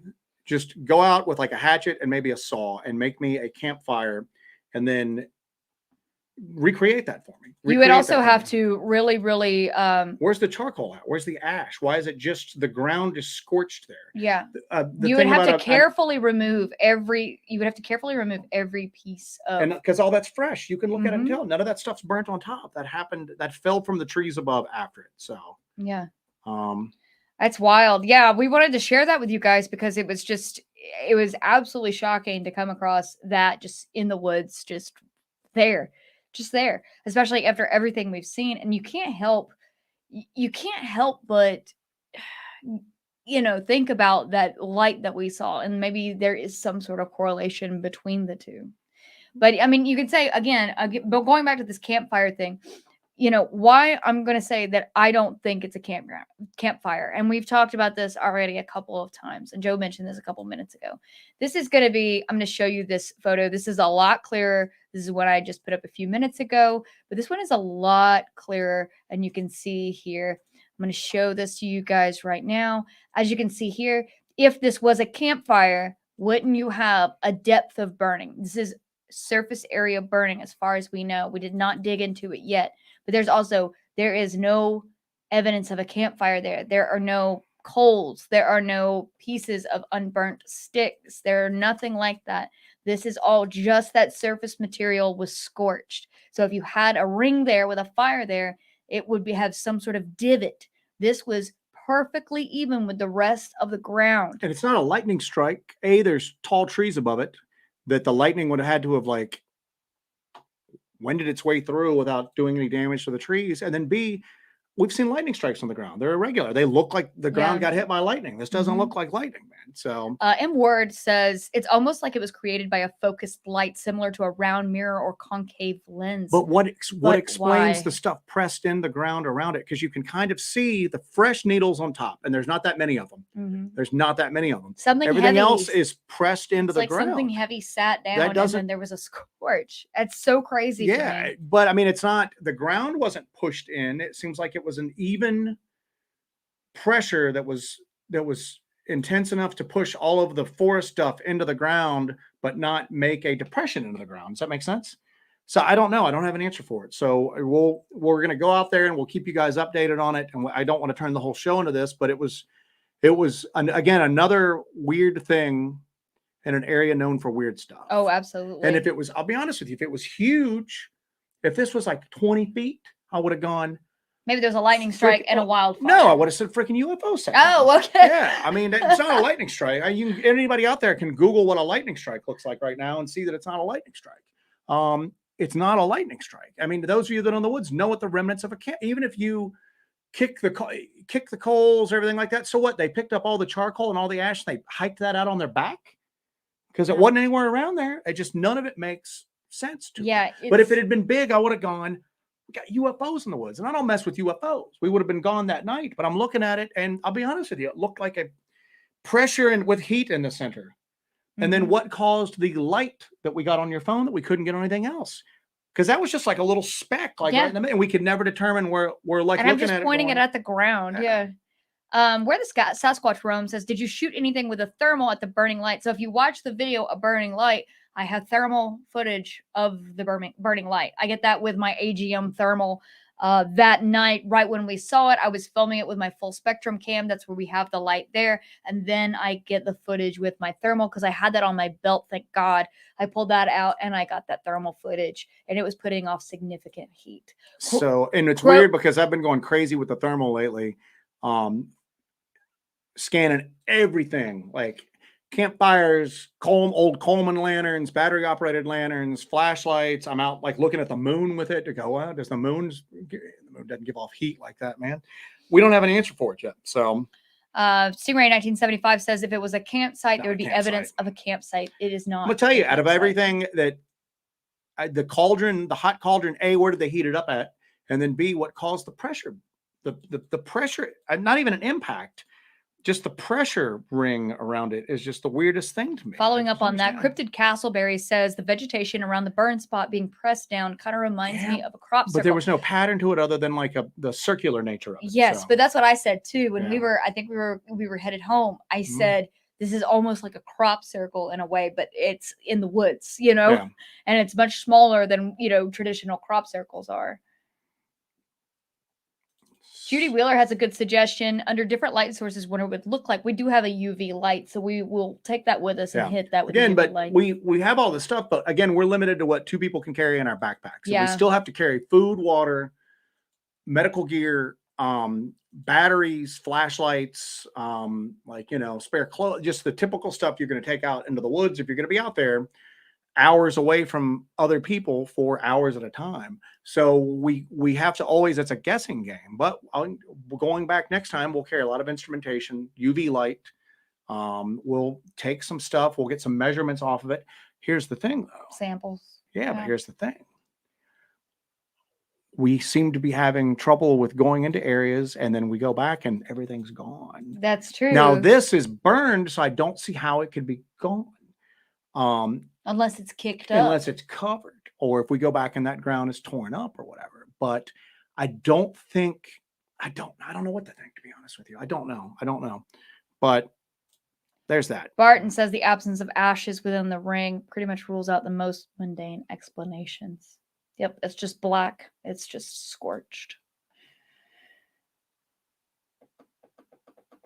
Next most likely explanation would be paint or something like that. It is charred. It's charred. You Is could charred. touch it, and it Mhm. had it was carbonized. It was It is charred. yeah.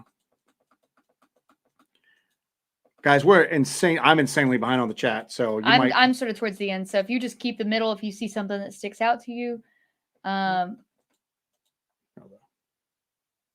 yeah. What have you done? Could a heavy piece of glass magnified to burn the area? Possibly, but again, it's under trees. But I mean, I guess the sun makes it through there. But again, what doesn't explain the everything pressed down in there? And I'll be honest with you, if the ground had been, if that had been pushed in more, I would have gone maybe like a small like meteorite strike. Yeah. You know? But why didn't that tear up the trees above it?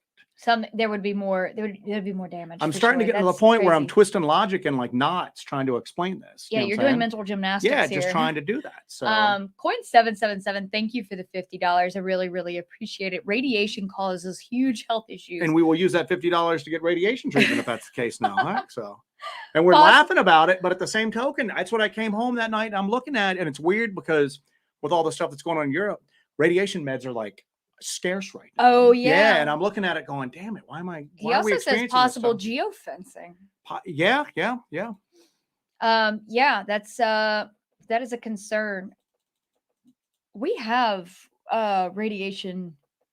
Yeah, we do stuff. We've got it, but that's for like emergencies. Not of course, like, we've already been exposed to the point that when we got out done for and the nausea passed on me. I grabbed her, and we've actually got that on film too. We were running the camera. Yeah. But I checked us both for residual radiation. We didn't have anything, like nothing at all. But again, I can't stress this enough that when we say elevated radiation, it wasn't like super high. It was just like double background radiation, which again could be natural. This could be a series of natural events that just all happen to come together in a coincidence.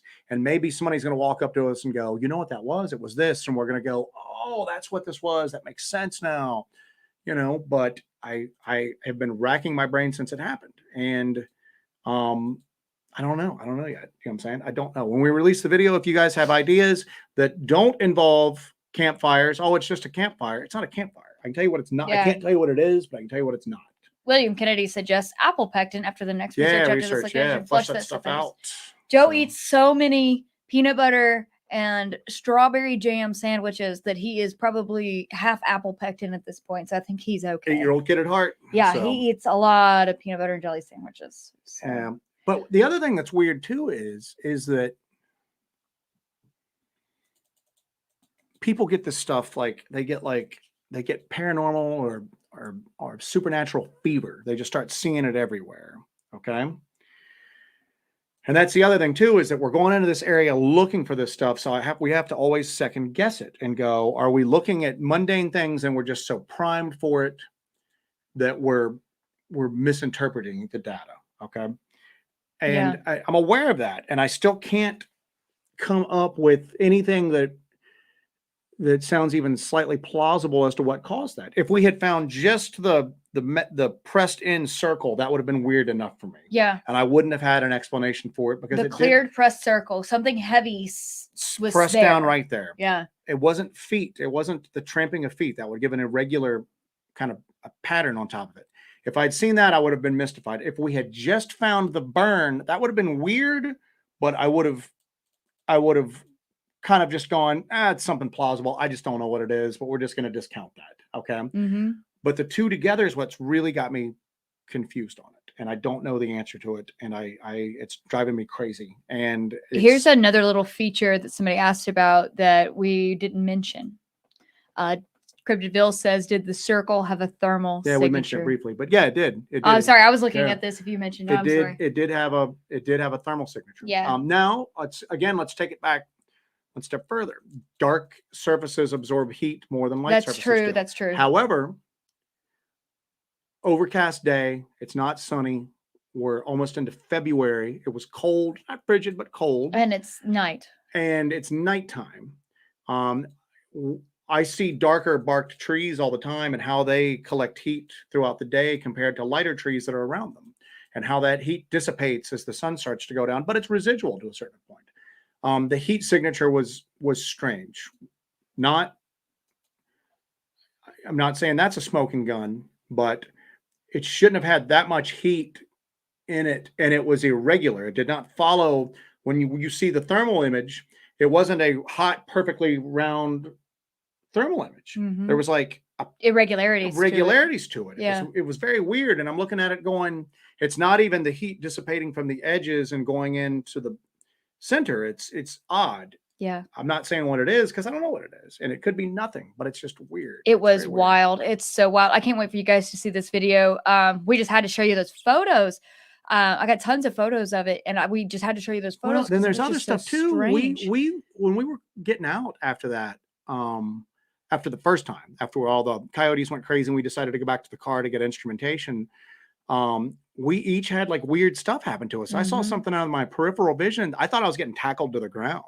I like yell and start to pull my pistol out because I just saw something rushing it. Now, again, could have been a trick of my eye because there wasn't anything there when I turned around.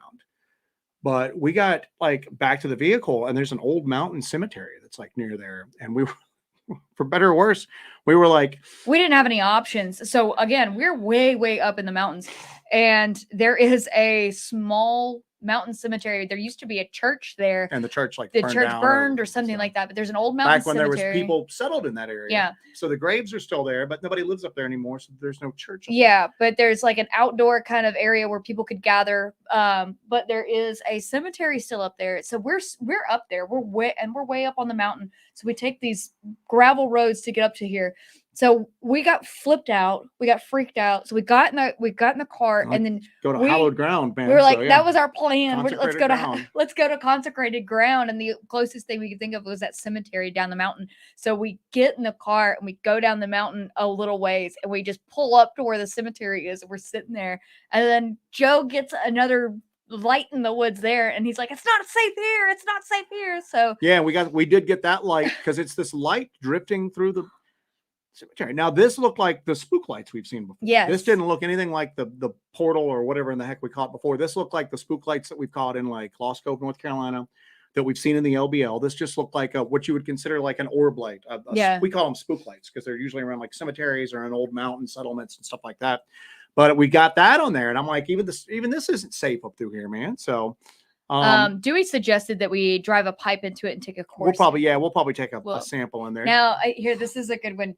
Stingray 1975 says, how do you guys get back to these locations? Do you GPS everything? Yes. How do you get back to these locations? Jessie takes me because she's got a much better sense of direction in the woods than I do. So I know exactly where every little spot is, where we're at. So I'm a human GPS when it comes to these things. I know exactly where it is and I go straight through the woods to these spots. Jay Myers had asked, the canine you saw, was it a red wolf that he's been spotted in South Carolina and in northern Georgia? No, the first thing we saw up there that time, the thing that looked really sickly and it was like kind of close to the ground. It's like white. It was like white, you know. Now there are albino creatures like that. That looked weird. Now the other two that we saw when we were driving out of there one night, and it was either two that looked damn near close to each other, or it was the same one that somehow traveled a pretty good distance and was waiting for our car against. It's probably two. Those just look like big wolf creatures. And that's when I went, somebody's breed, either those are coy dogs and maybe like a German Shepherd's bred with like a pretty big coyote. And that's what we've got. Or somebody's up here breeding wolves and it's just letting them run around at night. That didn't seem supernatural to me at all, other than and I think that there was two of them that just looked very closely, but definitely weren't red wolves. They look like gray wolves, man. They look like, they look like big light colored like wolves at that point, heavier to the chest than like red wolves. So those, I think that maybe somebody up through there, or they're just up there, or just coy dogs up there naturally. I don't know. Do you know what I'm saying? So a lot of people are suggesting it looks like something landed there and it was like an exhaust from something landing. That's scary. That's very scary to me. Maybe. So. That's terrifying to me. M. Ward says, I'm a landscaper of 20 plus years, never seen anything like that, being in the woods and outdoors all my life. Pretty cool. Can't wait to see the video. Yeah, I don't. I've never seen anything like that either. It's pretty wild. Yeah, Judy Wheeler agrees. It's very strange. Very strange.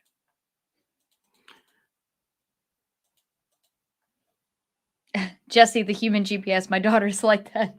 Yeah, a lot of times we'll be in the woods and I'll be like, Joe, where do you want to go? And he'll tell me like one of the things we've gone to before, and I just go straight through the woods to it. Rob S had a thing, plasma ball entering the ground. And again, my mind goes, because we're not that far as the crow flies from where we saw that burning light. And we saw a circular burning light close to the ground. Now, we didn't find any scorch mark there. No. But I mean, you automatically go, is there like is there a correlation between the two? And I don't know. And again, it seems like if that burning light was going to cause that effect, that damn thing was like right on the ground when we first saw it before it lifted up higher. Yeah. It seems like if it caused that effect, we should have found that effect that night. We caught the next day. The next day, because we went right back we went the next all day. over that hilltop, and we did not find anything at all. And that's in that video, in the burning light video. We go back the right there the next day, and we didn't find a scorch mark like this, where we actually saw what appears to be an orb. We didn't find a scorch mark like this. So I don't know if these are two different things. I don't know if they're related. I don't know. We just, again, we still don't have any information. We just keep finding this. And we're getting people messaging us going, "Oh, I know what you're dealing with," and I'm going, "Tell me what we're dealing with. And tell me how you know this." Well, I'm doing, and I'm just going, "No, I understand that people want everything to be Bigfoot that happens in the woods. If something weird happens in the woods, it has to be. You default Bigfoot. to Bigfoot. Well, all right. Well, let's go to this. What's the defining feature of Bigfoot? Big feet, right? Well, we have found prints up through there, especially in that marshy area. They've all been smaller.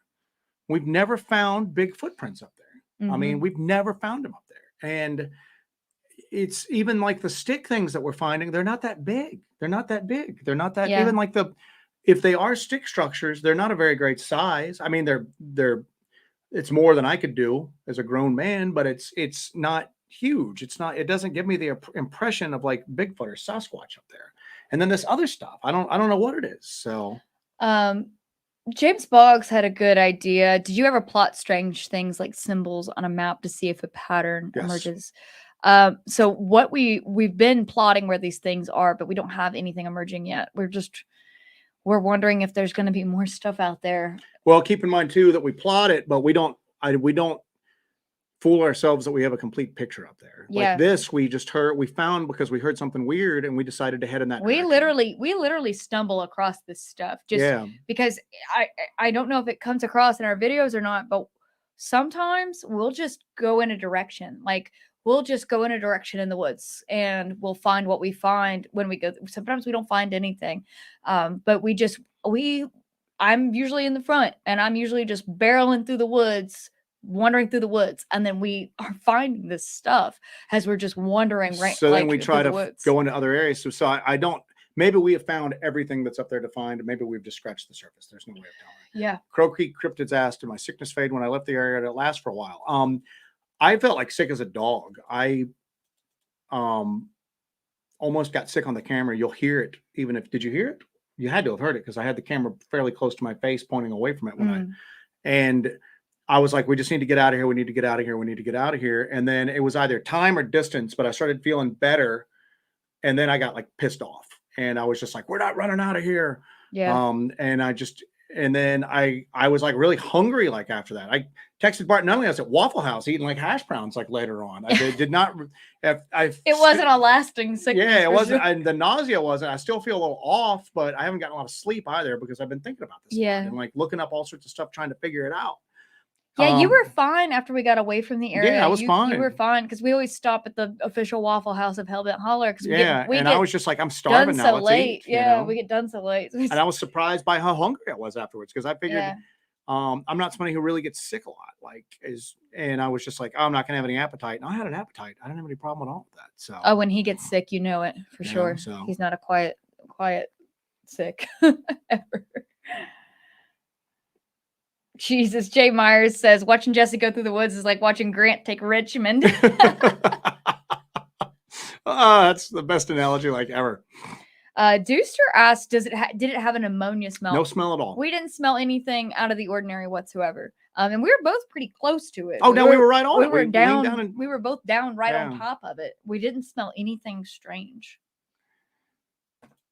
Because you're ninja. I thought Jeff was a footprint expert, not a crap expert. Yeah, that's the thing that gets me is that if people will just always be like, you need to ask so-and-so what they think about it. And I'm like, why? Why do I need to ask so-and-so about it? We're out here doing this. Our opinion's as valid as Now, if I need a footprint examined, then yeah, I'll talk to Jeff Meldrum. You know what I'm saying? Because he's Yeah. a footprint guy. He's a But foot man. as far as crap goes, I think your opinion's as good as his on that subject. So unless he's got a minor, necessarily majored in like foot and Here's then the like thing, minored though. in crap. I'm the so. one who always steps in the Yeah, crap. you got So a pretty maybe good- there's like some sort of correlation there. Take Two Wheels has another good thing. It looks like the exact same amount of heat through the whole circle. Yeah, we're gonna get some. I don't think it's real deep. I think it's a very surface burn. I think it's a surface burn. And just as well. like that area around it was flattened in, but the ground wasn't depressed. You didn't see a little lip of earth through there. I think it was something pretty quick. And obviously a scorch and a go. Scorch and a go. Scorch and ran. Scorch and run. So. But yeah, I don't think it's very deep either. But I'm going to take my trenching tool. Getting a core sample is not a bad idea. Yeah. I don't think it's very deep though. I think it's a surface scorch. It's what it appears to be to me, because like if it was a deep scorch, it would have more of a indentation to it, because the material would have burned down and reduced in size because it burned down a bit. Yeah. So you would have like an indentation where that matter got reduced in size by burning or scorching. So I think it's very surface, and that's just my opinion on it right now. But we'll see when we get there and dig that bad boy up. Richard Cox, if you guys ask David at Expedition Bigfoot if he has a lab connection, we don't know David at Expedition Bigfoot. No, we don't know him. Yeah, I don't know him to ask. And then Ron, happy birthday, Ron. Hello, Ron. Happy birthday. You also could have had a medical exposure to radiation source that affected your immune system. Maybe, yeah, like I said, and it could be just natural. It could be because whatever I ate earlier didn't agree with me, and we were running around the woods all day and night, and then but I don't know. Just, it's weird. I've never gotten sick like that before. So Mark Hastings has a good thing here. What was the trees like right above you at the burnt out spot? Normal. They look normal. Normal tree cover, no real broken branches off. It was just, it looked like everything else. After that whole thing with that thing going from tree to tree that we got in that video, and the viewers pointed out to us, and I slowed down and I showed that. But did I show that last week or the week before? I don't know. It all blends together. It all blends together. So. But I showed them the slow down footage of that thing going from tree to tree. Ever since that happened, we are adamant about looking up in the trees more than we did before. And we always scan, but you can't do that while you're walking. You have to do that while you stop. And a lot of times, we're trying to cover ground and all that. But yeah. Jeff Townsend said a fire made with coals and a galvanized bucket do that. It might, but that doesn't explain the pressed down area around it again. That's the thing, is that if it was just the burn, in a way, I find the press down area weirder than just the burn, because things burn in the woods. Things don't press down circular patterns in the woods with pretty much the same amount of force like that. That to me is weirder than the burn mark. So. Not today, Saban says, have been reading more about the pole reversal and inner core reversing. Had a thought about the locale you're in. High content of quartz and quartz heavy granite. He follows up with saying perpetual motion watches have their quartz batteries charged by movements. Might be a similar effect going on in your locale with events ticking up. It could be like those large, that area is charged. Those large deposits of quartz are charging up, and it's causing all of this stuff to happen. Extremely good. It's a very interesting point. Thank you for throwing that in there, bud. That's extremely interesting. Yeah, it's very interesting. That's actually got. Yeah, that actually, but then again, you should be seeing an increase in this sort of activity in other areas with high quartz deposits like this. But I mean, who's to say that there's not other stuff going on? Yeah. You know what I'm saying? So that's interesting. That's very interesting. Sheila Evelyn says, Jay Myers, at least once during every investigation, I end up yelling at the TV, Joe, there she goes. Get your girl. The arguments get cut out of the videos because I'll constantly just go, slow down. Because she like navigates, but I'm the one that has to like watch all around us, film, and I'm trying to like make sure that nothing's coming out of the woods to murder us. And she's just, I gotta go towards this light. But no, that happens more than you guys see, man. So it's. Todd Hall says that scorched circle would be hard to replicate. Not sure you could do it trying to. The scorched, but then the again, that pressure. The pressure thing around it that's perfectly even is very and you know strange. What, we got rain today. We might get back and that area gets like rained out. I mean, this whole region's been getting a lot of heavy rain. So, and there wasn't that much fresh pine needles and branches and pine cones on there. There was some, but not a lot.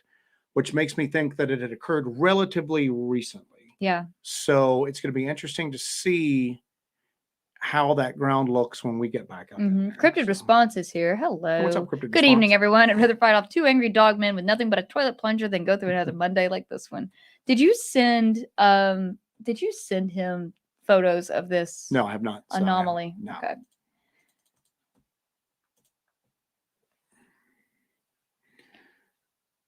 Peter Smallwood said underground river could be there, which would charge the courts. We have found underground tunnels in that Through area. there. Not big, Not about big. 3 feet in diameter. And it was, Small underground tunnels we we have found found. 3 now up there, right?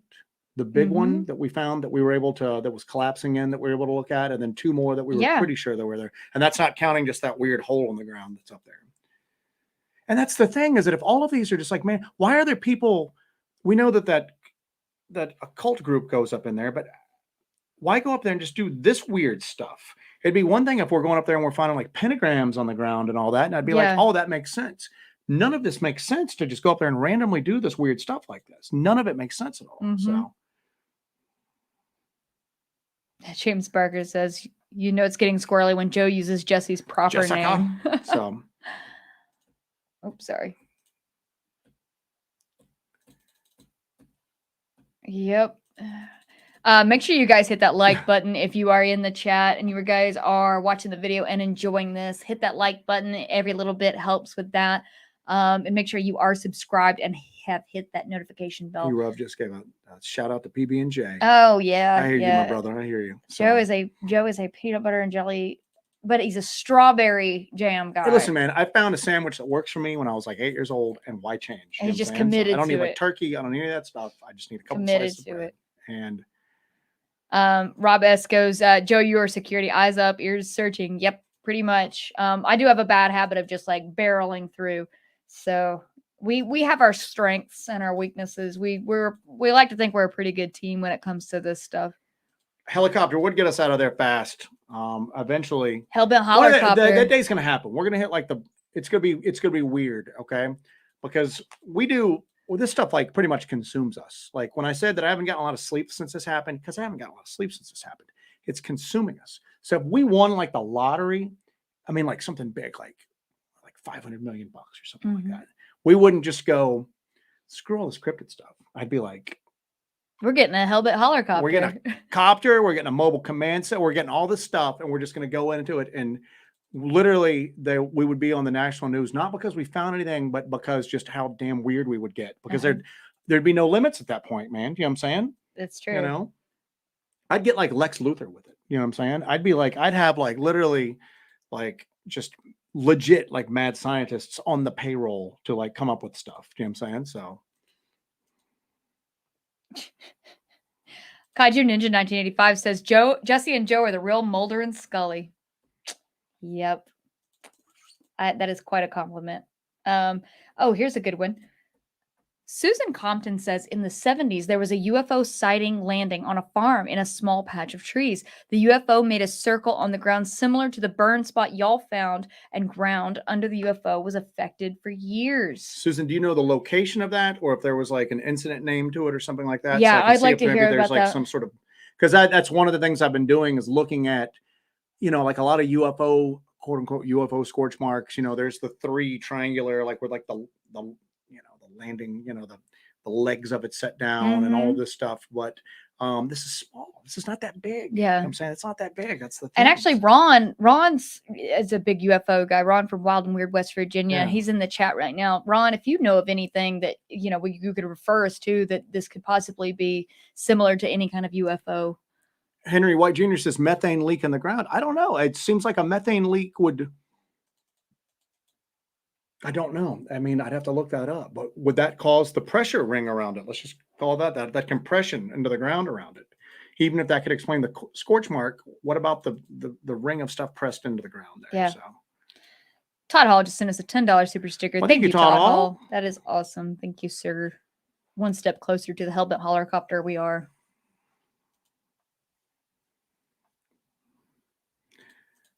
Hey, Gary, what? We're selling a helicopter today. Oh, really? Who are we selling it to? These 2 weirdos that go out and like, they want like a custom like orange paint job on it. And You ever seen a The dude- multicam black and orange Yeah, helicopter? exactly. So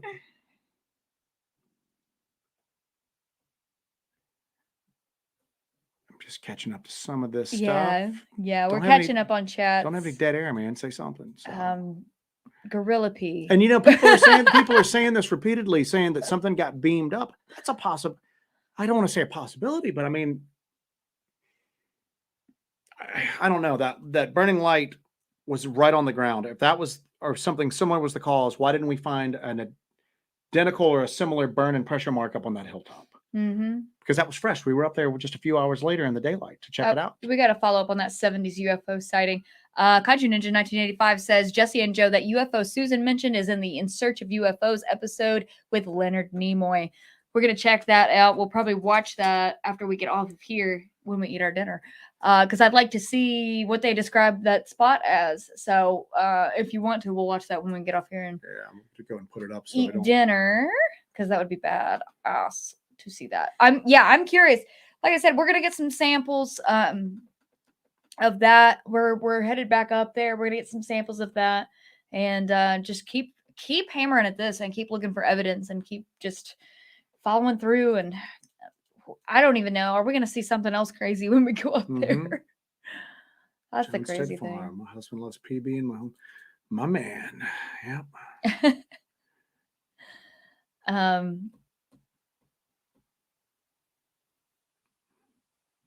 William Kennedy says we need an M wrap with a logo. I'm down for that too. Hell yeah. Hell yeah.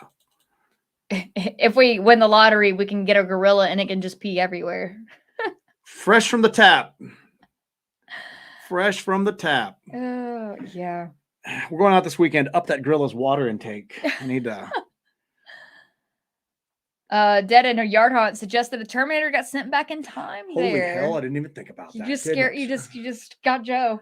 But no, because it would be like a divot. Remember that? There was like that ball made like a perfect little divot. You know what I'm saying? Maybe it was but this just means. What if it was a tiny Terminator? We need like depleted uranium rounds for the shotgun now, though. So. Put it on the or list. I need to go make like plastique. From like, go to the food line and get the stuff to make plastique with. So Grace W, thank you for the 10. Thank you, Grace W. So joining us on this crazy Monday. What's weird is that we combine like such grim just crap. Just grim. Some of it's just grim. And then 5 seconds later, we're talking about misting gorilla pee from a helicopter over a 20-acre spot of the forest. And I'm going to spoiler alert something. And we have not talked about that yet, but we're talking about it now. Misting gorilla pee. Yes, misting gorilla I'm going to spoiler alert something for this next video. I do step in a mysterious scat pile again. So you guys can enjoy that one. Stingray 1975 says, we live vicariously through you guys. Hopefully you don't see us on the news as missing people eventually. Exactly. So vicariously go missing vicariously through us. So missing vicariously through us. So hey, and this is a complete just out into left field type thing, but something I was thinking about that I wanted to talk about, just get people's thoughts on it, is if you remember, I think it was Pyromedic, several episodes again, talked about how the Native Americans had adopted the practice of raising their hands up to one another and greeting so that they could count the fingers on each other's hands like that. Remember that? To make sure that they were not having a run-in with like one of the six-fingered creatures that like really feature predominantly in like folklore. Yeah. So that's something that kind of stuck with me because I'm just going, yeah. And then I looked it up and it's not really widespread, but there are people that have posited that before, that that's why that hand greeting came along, was to make sure that the person that you were approaching did not have six fingers. Okay. So that you ensure that they're human. Yes. So let me pull this up. So one of the things that's been making the rounds right now is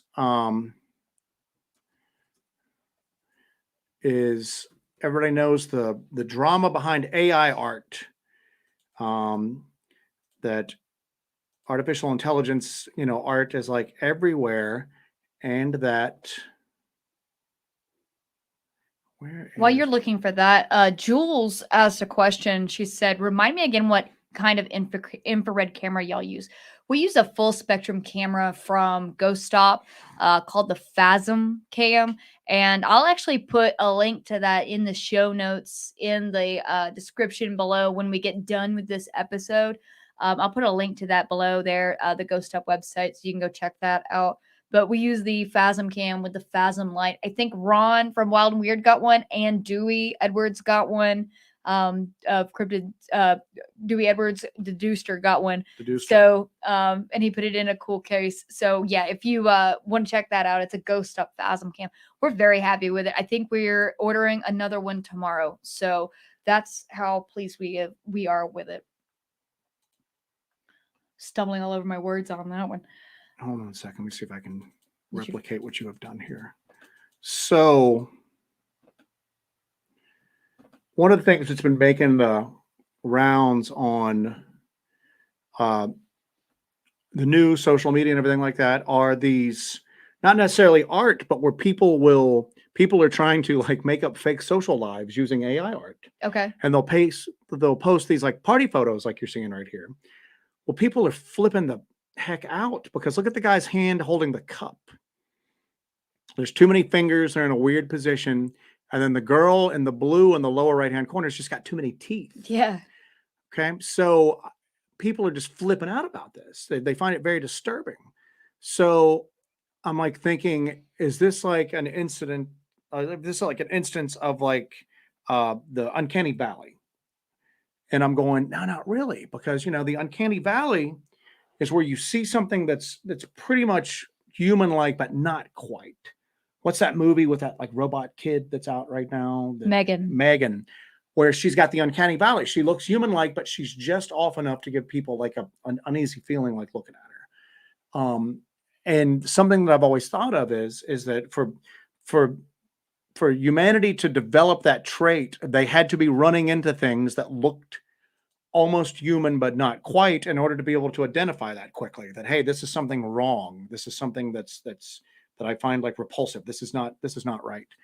And I don't see how that could be like Neanderthals or, just, another hominid, because we see pretty good recreations of that, forensic, like, anthropologists will do recreations of that, and you don't have that same visceral response to it. Mm-hmm.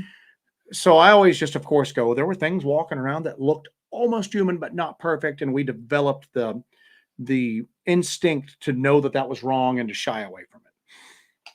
And then I'm going, but why are people having this like visceral reaction to too many fingers and too many teeth?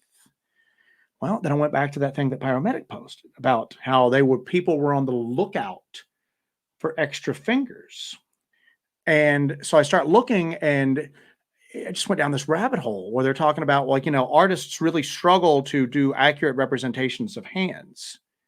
And that people will often find poorly drawn hands like very like bothersome. You know what I'm saying?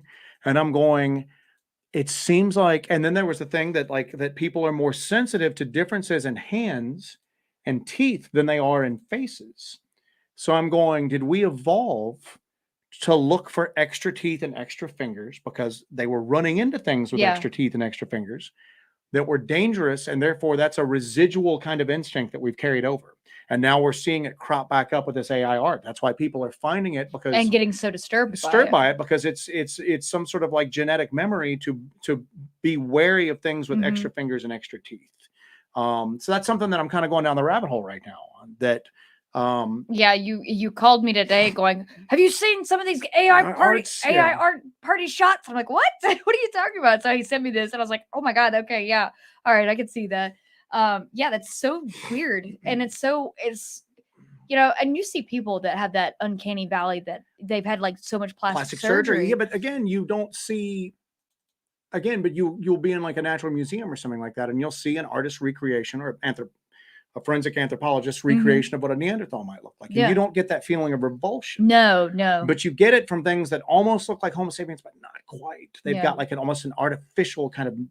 So where would our ancestors have ran into that? You know, the Fae and all that apparently looked human-like, but didn't look quite human-like. But anyway, that's something that I'm kind of looking into right now. And it's just that weirdness with the extra fingers and extra teeth, is that that was one of the things that's in the Bible. They were running into giants with Mhm. extra fingers and extra teeth at that point. So I hate to do a pivot here, but I got to catch up on this. That's James fine. Barker sent $5 for a new poop-free boots for Jesse. Fun. And what's funny is that you'll hear people donating their boots to like Bigfoot museums, like Bigfoot researchers. We're going to send yours in, and they're just going to send them right the hell back. They're just going to go no way. Poop. Yeah. Covered in poop. Rob S also sent $5. I'm assuming that's also for the poop-free boot fund. It could be poop-free for long. So follows up on that with the Allegheny Mountains were named after the six-fingered white-skinned giants. And that's one of the weird things is that, so you have those in the Bible. You have the six-fingered giants that everybody ran into that the Israelites had to fight in order to get their territory. And then you have Native Americans who have six-fingered giant legends, Utica, Sulkalu, which is up near from us. It's 7 fingers on that one. Is that 7 fingers on that? 7 fingers. 6 fingers. But they supposedly had more teeth. They supposedly had double rows of teeth. But invariably, the giants that the Native Americans met were white skinned. They were pale skinned. I don't know what it is about Not Today Saban. He's always got the insight here. These features are likely things that the universe has already seen in other Exactly life. right. So yeah. But the ones that the Native Americans ran into invariably had pale or white skin. So much so that some tribes, when they met white people for the first time, weren't really surprised because they were like, "Hey, we've dealt with bigger versions of you before." You know what I'm saying? Quite honestly, you guys are not as impressive as the last batch were. And I was reading a thing just the other day when one of the native tribes were explaining to like the European that even their weapons were not as impressive as what the last group of white, men basically had at that point, that they were so much more impressive than this batch was. So is that are they the same creatures? Are they the creatures from the middle, basically the Middle East coming over here? Did they kind of blanket the entire earth? So at some point, perhaps. And Ward says that clay does not mix with iron. AI is evil. Well, I mean, if you look at all of that stuff, it definitely does not. It gives everybody a very uneasy feeling. So we knew a guy that had 3 fingers. Yep. He had a thumb and 3 fingers. Yep. And it was so natural that you could like look at him. It wasn't like one got lopped off. He was just born that way. You would have to I knew him for like a while before I went, what the hell's wrong with your hand? Just because it looks natural unless you start counting those fingers. He had like a Teenage Mutant Ninja Turtle hand. Yeah, exactly. Yeah. So 4-fingered Lewis, if you're out there, we miss you. So 4-finger, yeah. But it's 3 fingers and a thumb. So don't overcomplicate that doesn't roll off the tongue like 4-fingered Lewis, I guess. Don't overcomplicate it. So okay. Let's see. Hey, they were talking about that burnt circle on In Search Of. Teresa Wilkins mentioned she watched an episode of Monster Quest where they saw these orbs. I think they lived in Maine. But after they saw the orbs, they had upright dog-like creatures that walked on 2 legs. I don't remember that episode of Monster Quest, but I need to catch up on those. But I will say that we watched our friend Carlito from Cryptid and Paranormal Kingdom interview Doug Hijack this week. Yes. That's an awesome interview. Doug Hijack, I don't know much. I didn't previously know much more about him other than the fact that he did Monster Quest and that he was spearheading that Sasquatch alba vernex, like the Sasquatch, the waxy secretions that they have on their hands that they're trying to do DNA testing on. What a nice guy. He was very nice and he was open-minded about open-minded, stuff kind and insightful. Yeah, it was very insightful. Good. It was a great interview. If you get a chance to check that out after this, take a look at that. MK Ultra Hiking and Gear Review says, I didn't know about Allegheny. Is it Allegheny? Allegheny? Is that correct? Allegheny. Uwari has the same background behind its name. They are both the 2 oldest mountain ranges. So I'll make it up to Uwari soon. So there be giants in those there be giants. So here you go. James Barker says, Jesse, Joe, nap chick. We're actually carrying. I'm not carrying it because I took it off my belt when I sat down. But we're carrying like are you still carrying the same thing? Yeah, you are. Oh. Carrying like vintage Gerbers tonight. Joe, what do you have there? Got a Gerber. Is that the Mark 1 or Mark 5? I have a Gerber Guardian made in Portland, Oregon. Gerber Guardian. It's a vintage Gerber Guardian. So yes. Yeah, it's Mark 1. Yep. And it's Mark 5 is the longer one. Got a Mark 1. It's got a cast metal handle, so I've got some orange. It's So a classic friction tape on it. classic Gerber night. Yeah, classic Gerbers. So All righty. Good night, Frank. Frank's heading Night, to Frank. bed. Teresa Wilkins. P.S. If I win the lottery, I'll finance a command center and a helicopter for you. Teresa, I hope you know that YouTube chat comments are considered legally binding in a court of law. And yeah. And you are not going to be held to that standard. So I am going to run and take a small break. Okay. And then when I get back, we should do that giveaway. Yeah, we'll do the giveaway. So sounds good. If I can get out of here. There we go. All right. Don't let me down, Joe. I'm not going to let you down. So people talking about now we're into Princess Bride territory. There we go. So somebody's doing the Inigo Montoya quotes. There we go. The Deuster, of course. Gorilla P check. I've still struck out on that Gorilla P. Not only have I been turned down, nobody has even privileged me with a response at this point. And it's, I don't know. I'm gonna have to figure out a different approach because I don't want to bug them so much that the possibility is just off the table going forward. But and I also don't want to just, I don't want to be like, oh, I need this I'm just trying to think of just different things that just some schlub off the street could legitimize their desire to get gorilla urine. But we're not done yet. I'm not giving up. I've hit a dead end, a temporary dead end. Temporary. So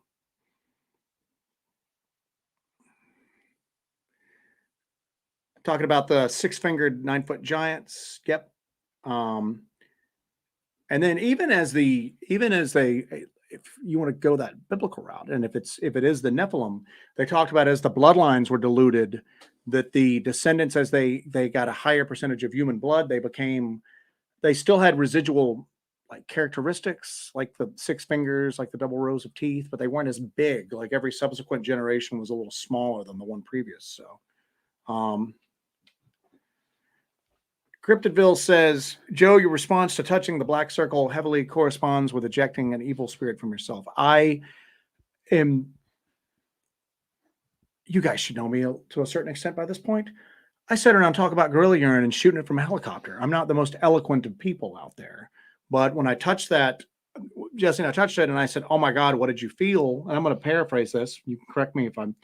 And she felt like an electrical shock. And then she goes, what did you feel? And I was just like, I feel like a little piece of darkness just slid inside my stomach. Maybe my demon came out of me and went into you.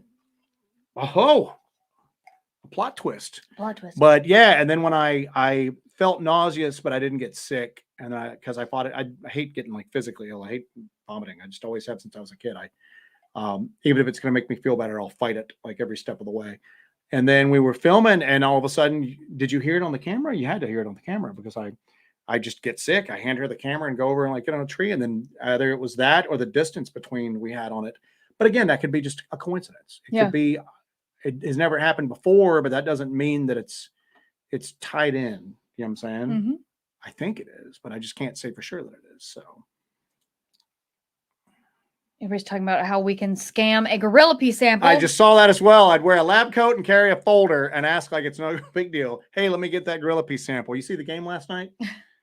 I forgot my paperwork and man, the boss is going to kill me. Can you just slide me about, 20 vials of that real quick, please? So I'm going to need some of that pee. Yeah. All right. You want to do the giveaway? Yeah, let's do the giveaway. I think everybody, that's what we I had everybody. If you remember on our last episode, we told people to go comment on that video when it was done, to leave a comment in the comment section. Mm-hmm. Didn't matter what it was. So we did this giveaway. We're doing this giveaway as a celebration of us having 7,000 subscribers. Yeah. Since then, we've gained a few more because Martin's episode came out on the confessionals. So I think a few more people came and joined the fun over here at Hellbent Holler. So that was in celebration of 7,000 subscribers. We wanted to just do something to kind of give back to you guys and say thank you for joining us on all these weird journeys that we're going on and, sharing our stuff and everything. So we wanted to just say thank you. So we're doing this giveaway. So the whole thing was you would comment under our last live stream. We cut off the commenting at midnight on Wednesday this week. And so we put all of the names in a list with a corresponding number. And I have the list of the names with the numbers, and Joe is going to do the random number.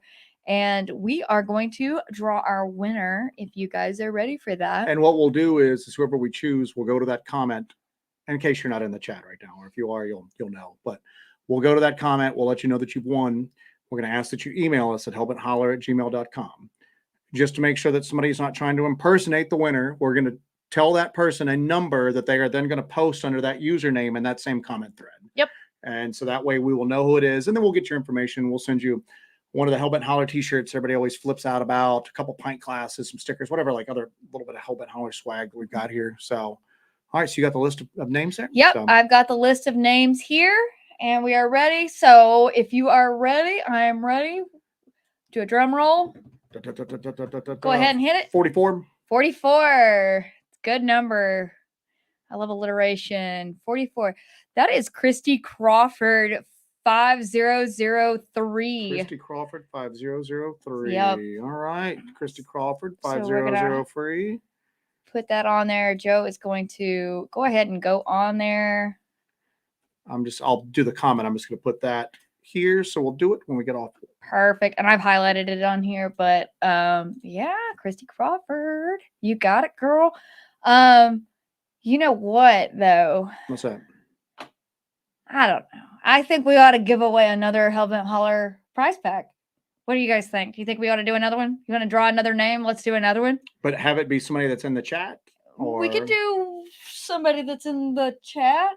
give it to the people that's in the chat. If Let's give it to somebody in the chat. How would we do that? I don't know. I don't know either. We want to do another little giveaway here. How would we do it with somebody in the chat? How would we select somebody in the chat? Would we have an idea of how we could do that? I have no clue. I could give me a number between one and but then we're going to have multiple people with the same number. That's true. That's true. How would we do a live giveaway? What can we do? What can we do? Ideas. Threw that curveball at me.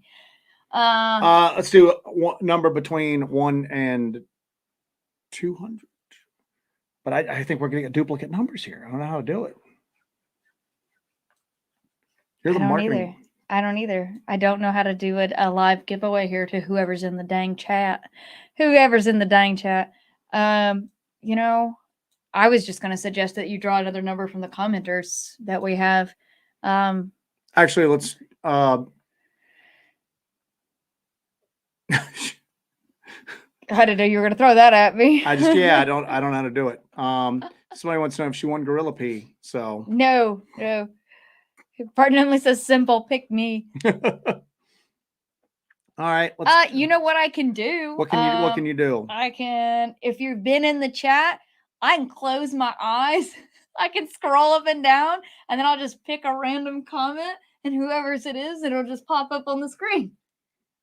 That's actually pretty good. So, all right, can you do that? I can do that. All right, so do that. So, Okay. all right, so let's see. Right. So don't click on anything. I'm not touching anything at all. Hands behind my back. Okay. And so I'm not going to look at the names.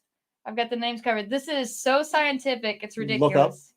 So that way there's no. Okay. So you're not playing favorites or anything like that. Favorites. So I'm scrolling. close your eyes because I think Scrolling. you're cheating. I'm not cheating. All right, you ready? Yeah, go. All right. Did I click one? Stingray 1975. Stingray 1975, you have won a Hellbent Holler prize pack. So there's one. There's one. Go and do one more. One more? We have a diminishing supply of t-shirts, but yeah, go and do another. Okay, so we're gonna do another one. So I'm gonna do this now. I'm going to. Let me jot this down here real quick. So I'm gonna forget all we did. So all right, so you guys sit tight. I'm just going to. Don't guess numbers, guys. We've decided not to do that. We're doing Jesse randomly scrolls. Why can't you people follow directions? We're doing Jesse randomly. Yeah, suddenly everyone comments. Yeah, if you guys want to comment and get in on this, go ahead and comment so I can roll this through. All right, we're going to do this. This is a good method. Look at that. Always coming up with, I'm a solution man. That's what I am. All right, so I'm going to do this again. Let's put this over here. All right. We knock this over. Okay, guys. We're going to do one more from people that are in the chat. I know you guys are commenting because you want to enter in this. We're just going to move this around. Joe, you ready? Yes, I'm ready. Okay. All right. Covering it up. Looking away. and scrolling around and clicking. Did I get one? Sean Blevins. Sean Blevins. All right, so it's Sean Blevins, Stingray 1975, and our initial winner, Krista Crawford 5003. Okay, so we know how to get in touch with a couple of these people, so that's good. Krista Crawford, if you are watching, make sure you go and we're going to comment under your comment. If you will just email us and we'll give you further instructions from there. But yeah, that's we gave away 3 packs. How's that sound? Cool. Is that cool? Cool. So, yep. Cool. All right. That works. Now, I just wanted to tell you guys, if you didn't win anything right now, you know, we are so close to 10,000. When we hit 10,000 subscribers, we're going to do another giveaway, but it's not just going to be a Hellbent Holler prize pack. It's going to be something way bigger. So if you guys would get on there and make sure you share our channel with everybody and get us to 10,000, we're going to do a much larger giveaway with a way better prize, but there'll probably still be Hellbent Holler swag in there. But we might give away a neat piece of research equipment for you to go out and do this research on your own, but it'll be a cool piece of equipment for you to go out and use and research. So we're going to give away a cool piece of tech that you can take and you can do your own investigations with. So when we hit 10,000 subscribers on YouTube, that's what we're going to do. So make sure you like, share, subscribe, do all that stuff. And when we hit that milestone, we are definitely going to do that. We're going to give away a cool piece of tech. Because I think that's pretty much what we're known for at this point is having texted you all 3 names just so we don't forget. Because we'll think we'll remember and then we'll get up tomorrow and be like, wait, who did we? Got it. I don't think that Tracker has got rid of that donkey yet. So if Tracker wants to set up his own donkey giveaway, as long as you're responsible for transportation and then care and feeding of it, he was pushing that donkey hardcore like a couple of weeks ago. So. Yeah. And then next time we do like an on-air giveaway, we'll have a different method.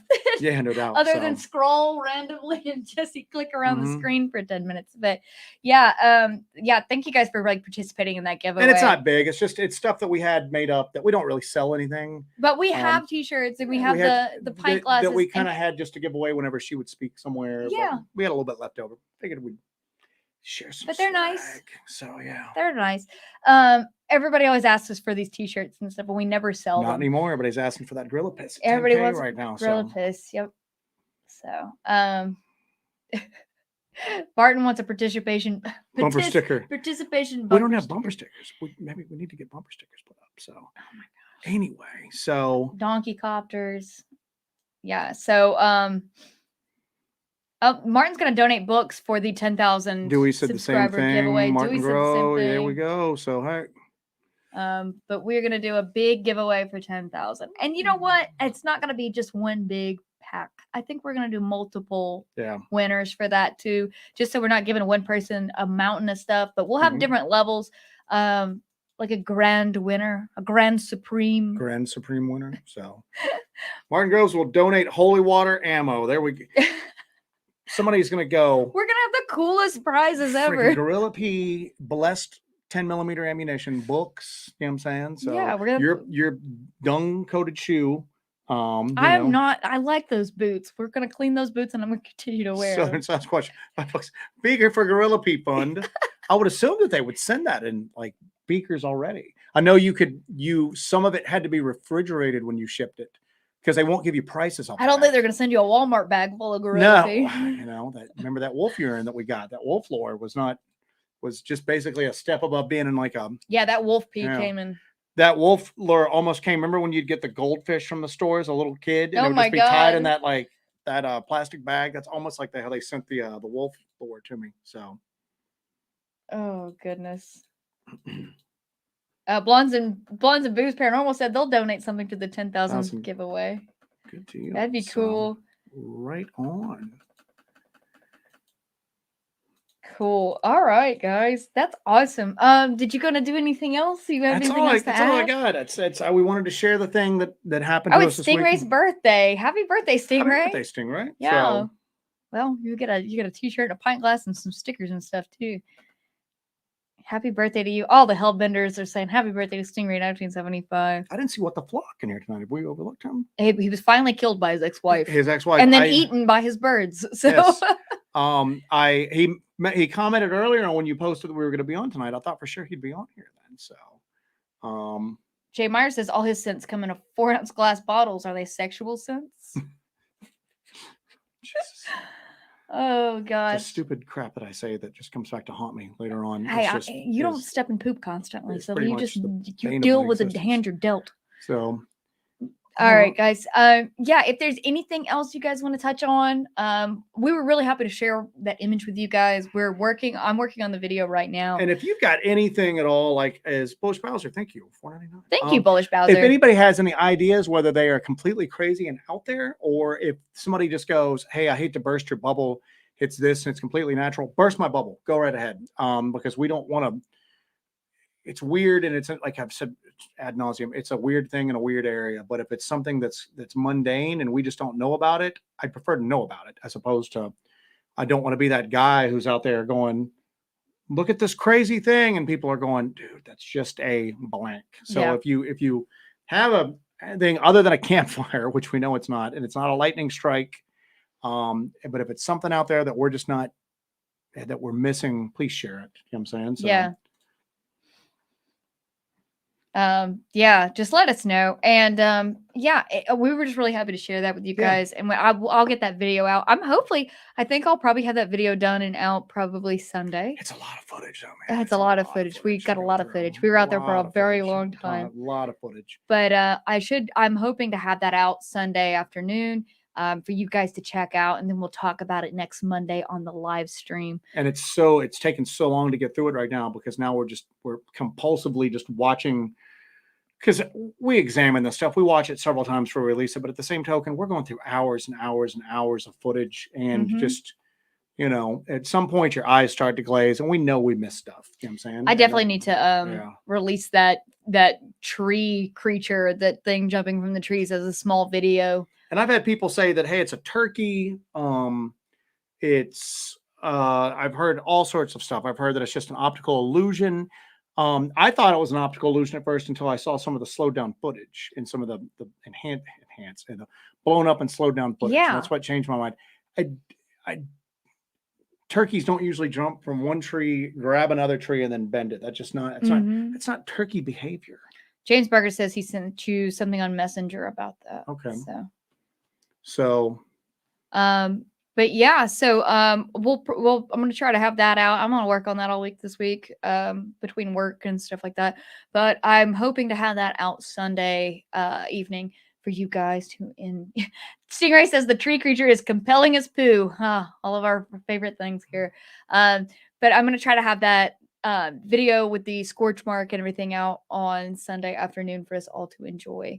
And yeah, if there's anything else we've got, congratulations to our winners. Thank you guys for all that. I'm going to ship those packages out on Friday. So, and then I will be sending you guys all tracking on those too. But Krista, who won our initial giveaway tonight, turkeys do not have arms, correct? If you're watching, could you just email us and let us know? Or actually, you need to comment, right? And then we'll email.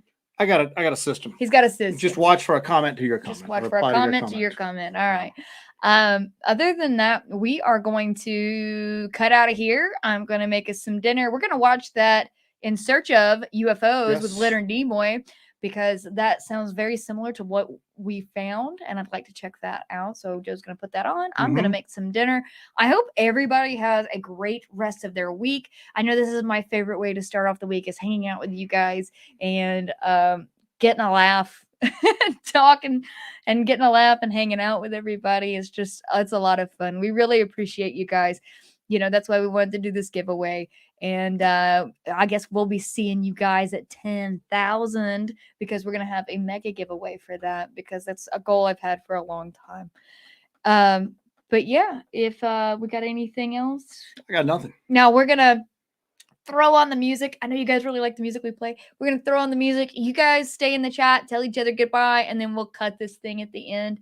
But yeah, we're gonna go have dinner. And I hope you guys all had a wonderful night, and I hope you guys all have a wonderful week. Be careful And where you guys have ice at. yeah, stay safe. be careful. So, And if it's not an emergency, don't leave your house. I don't want to see you in a 50-car pile up. That freaks me out.